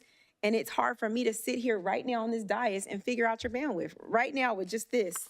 I appreciate all the presentations because for me, from the 9 presentations I had today, I wanted to say thank you so much, not just for the presentations, thank you for all your hard work. I appreciate each and every one of you directors and managers for everything you do, whether it seems like I don't appreciate you sometimes, or it seems like I'm putting my foot in your behind. I'm sorry, but I thank you because there's a lot of stuff that just driving through this city and living here that I see every day. Even when I walk in this door and I see the smiles on the staff's face, I appreciate you. If I never say it, I'm not going to speak for them. I want to say it. I appreciate everything you do. Let that thank you and appreciation trickle down to your staff. I appreciate each and every staff member, what you do. But I am not going to. I'm going to tell you now, I am a no on doing this process tonight. The rest of you 4 can do it. I am not going to do it tonight because I do not feel comfortable telling you what the priority is. I feel more comfortable with you organizing it, telling us this is what our departments have decided. This is what we think we can do, and this is the time frame we think we can get it done. Can the council support this time frame? And if you cannot tell us why, now you prioritize what you think. Now that's when we come back and say, well, your order, then move it around. But I don't have enough information here. So I know what he wants, and I want to be able to give it to you because I also see on the other side of you constantly hearing us say, well, why isn't this not done? When are you going to bring it back? I don't like Monday.com. Make it work. Give me a spreadsheet. I want my thing pushed forward. I get it, but this process ain't going to cut it. We're going to give you our order, which is mine. I want mine here. I think in my district too, I definitely want to see Brentwood Boulevard and Lone Tree done immediately, like yesterday. Yep, make that the priority. I got them all. They all agree with me, but we don't have the money for it. And we don't have the time because we still got to work on Sand Creek. We got to bring it to you in March. So I would love to see these be organized by you. You tell us what you could do. I don't know what you could do. So it sounds to me, we have a majority. I would say at least 3 of us are feeling like this is not going to work tonight, and for the reasons that are outlined. And I think it's a matter of not fully understanding the capacity, the cost, the timelines, all of the things that would come from your side of the dais. So we would appreciate it if you could reorganize that. I do want to say I didn't fully expect all of the presentations that came through tonight, and for me that was an absolute highlight. That was the best part of tonight, is really getting an update on what the departments are doing, all the successes, the challenges, and the staffing issues, and all of the things that we're seeing. And I hope the general public actually will watch this after the fact and hear about all the excellent work that's being done, because there is so much that goes into running the city that people don't necessarily see. And tonight we got a really good example of what that looks like. So that, for me, that made tonight worth it. That made this meeting tonight worth being here, a date we aren't normally here, to really hear about all of the excellent work that's happening and how you can all feel great about the teams that work together to make Brentwood better, because we know it is. So I would say we have a majority at this point. I don't know if we need a motion to do this. I'd like to make a motion. I just want to know, like what I said is if we could just have how long do you think each one's going to take? And where it says budget dollars TBD, if we can get to a close budget dollar. Because if something's going to take you a day, then let's just get that one done, right? But if something's going to take 2 months, then let us understand that's 2 months or whatever the case may be. That would be my ask on the. I'd like to go ahead and make, based on that and what I was thinking. Can I add something before you make a motion? Sorry. First off, I just want to say thank you all for all the hard work that you've done. I love living here and being on the dais, just seeing all the amazing work that you guys have done. It's beyond appreciated. As a resident, as a council member, by all of us, thank you all very much. I think I'm new, so I'm gonna ask different questions. What I understand from a strategic plan are things that must go on, some agenda items that will get brought up by us or even by staff, are maybe laws changing or things that come up with us by residents. At least if we can have 2 columns, one with things that must go on and something with the things that we're requesting or staff is bringing forth, and we can prioritize in that fashion.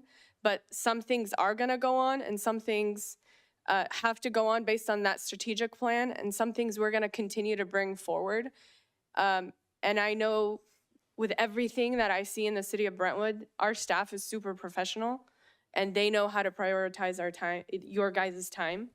The thing that I also see that I know they would be worried about is that if they did bring us like a listed item sheet, that we would tell them, oh, we don't like how you listed it, how you prioritized it.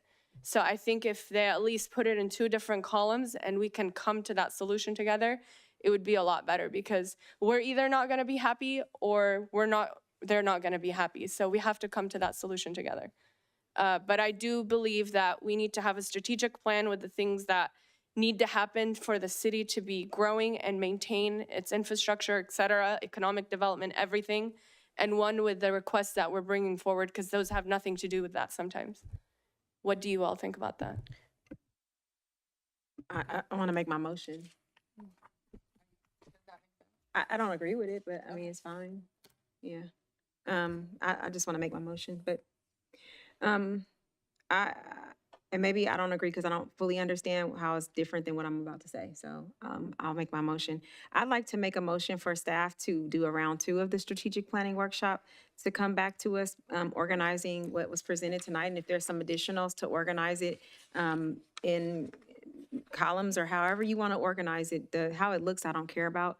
But based on your organize it based on what you think your bandwidth is, putting it in order of what you as staff feel you can get done as soon as possible, or what you think is the priority for the city.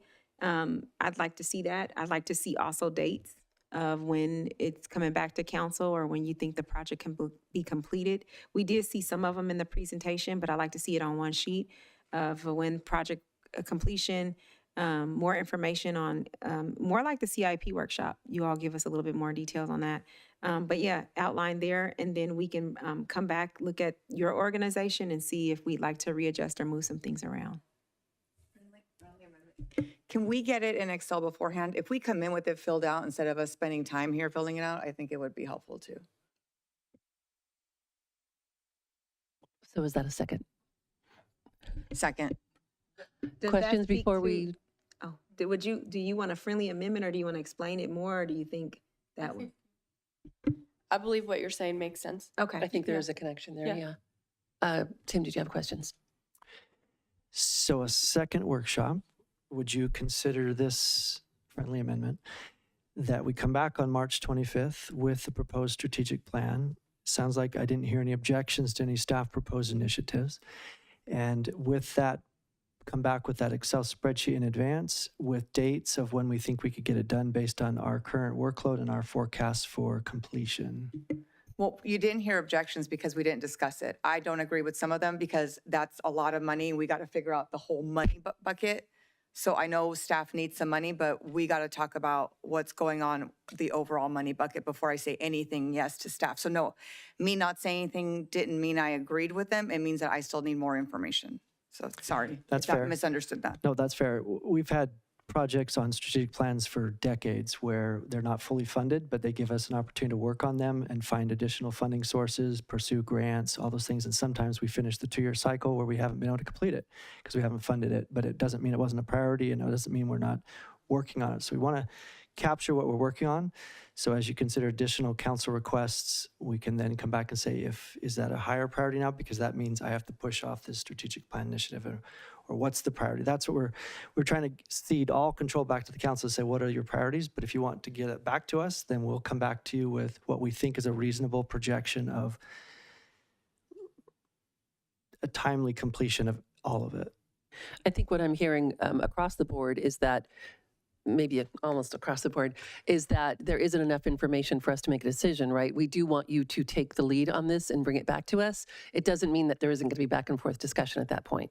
But we do want to hear what your thoughts are, again, on capacity and priority and cost and timeline.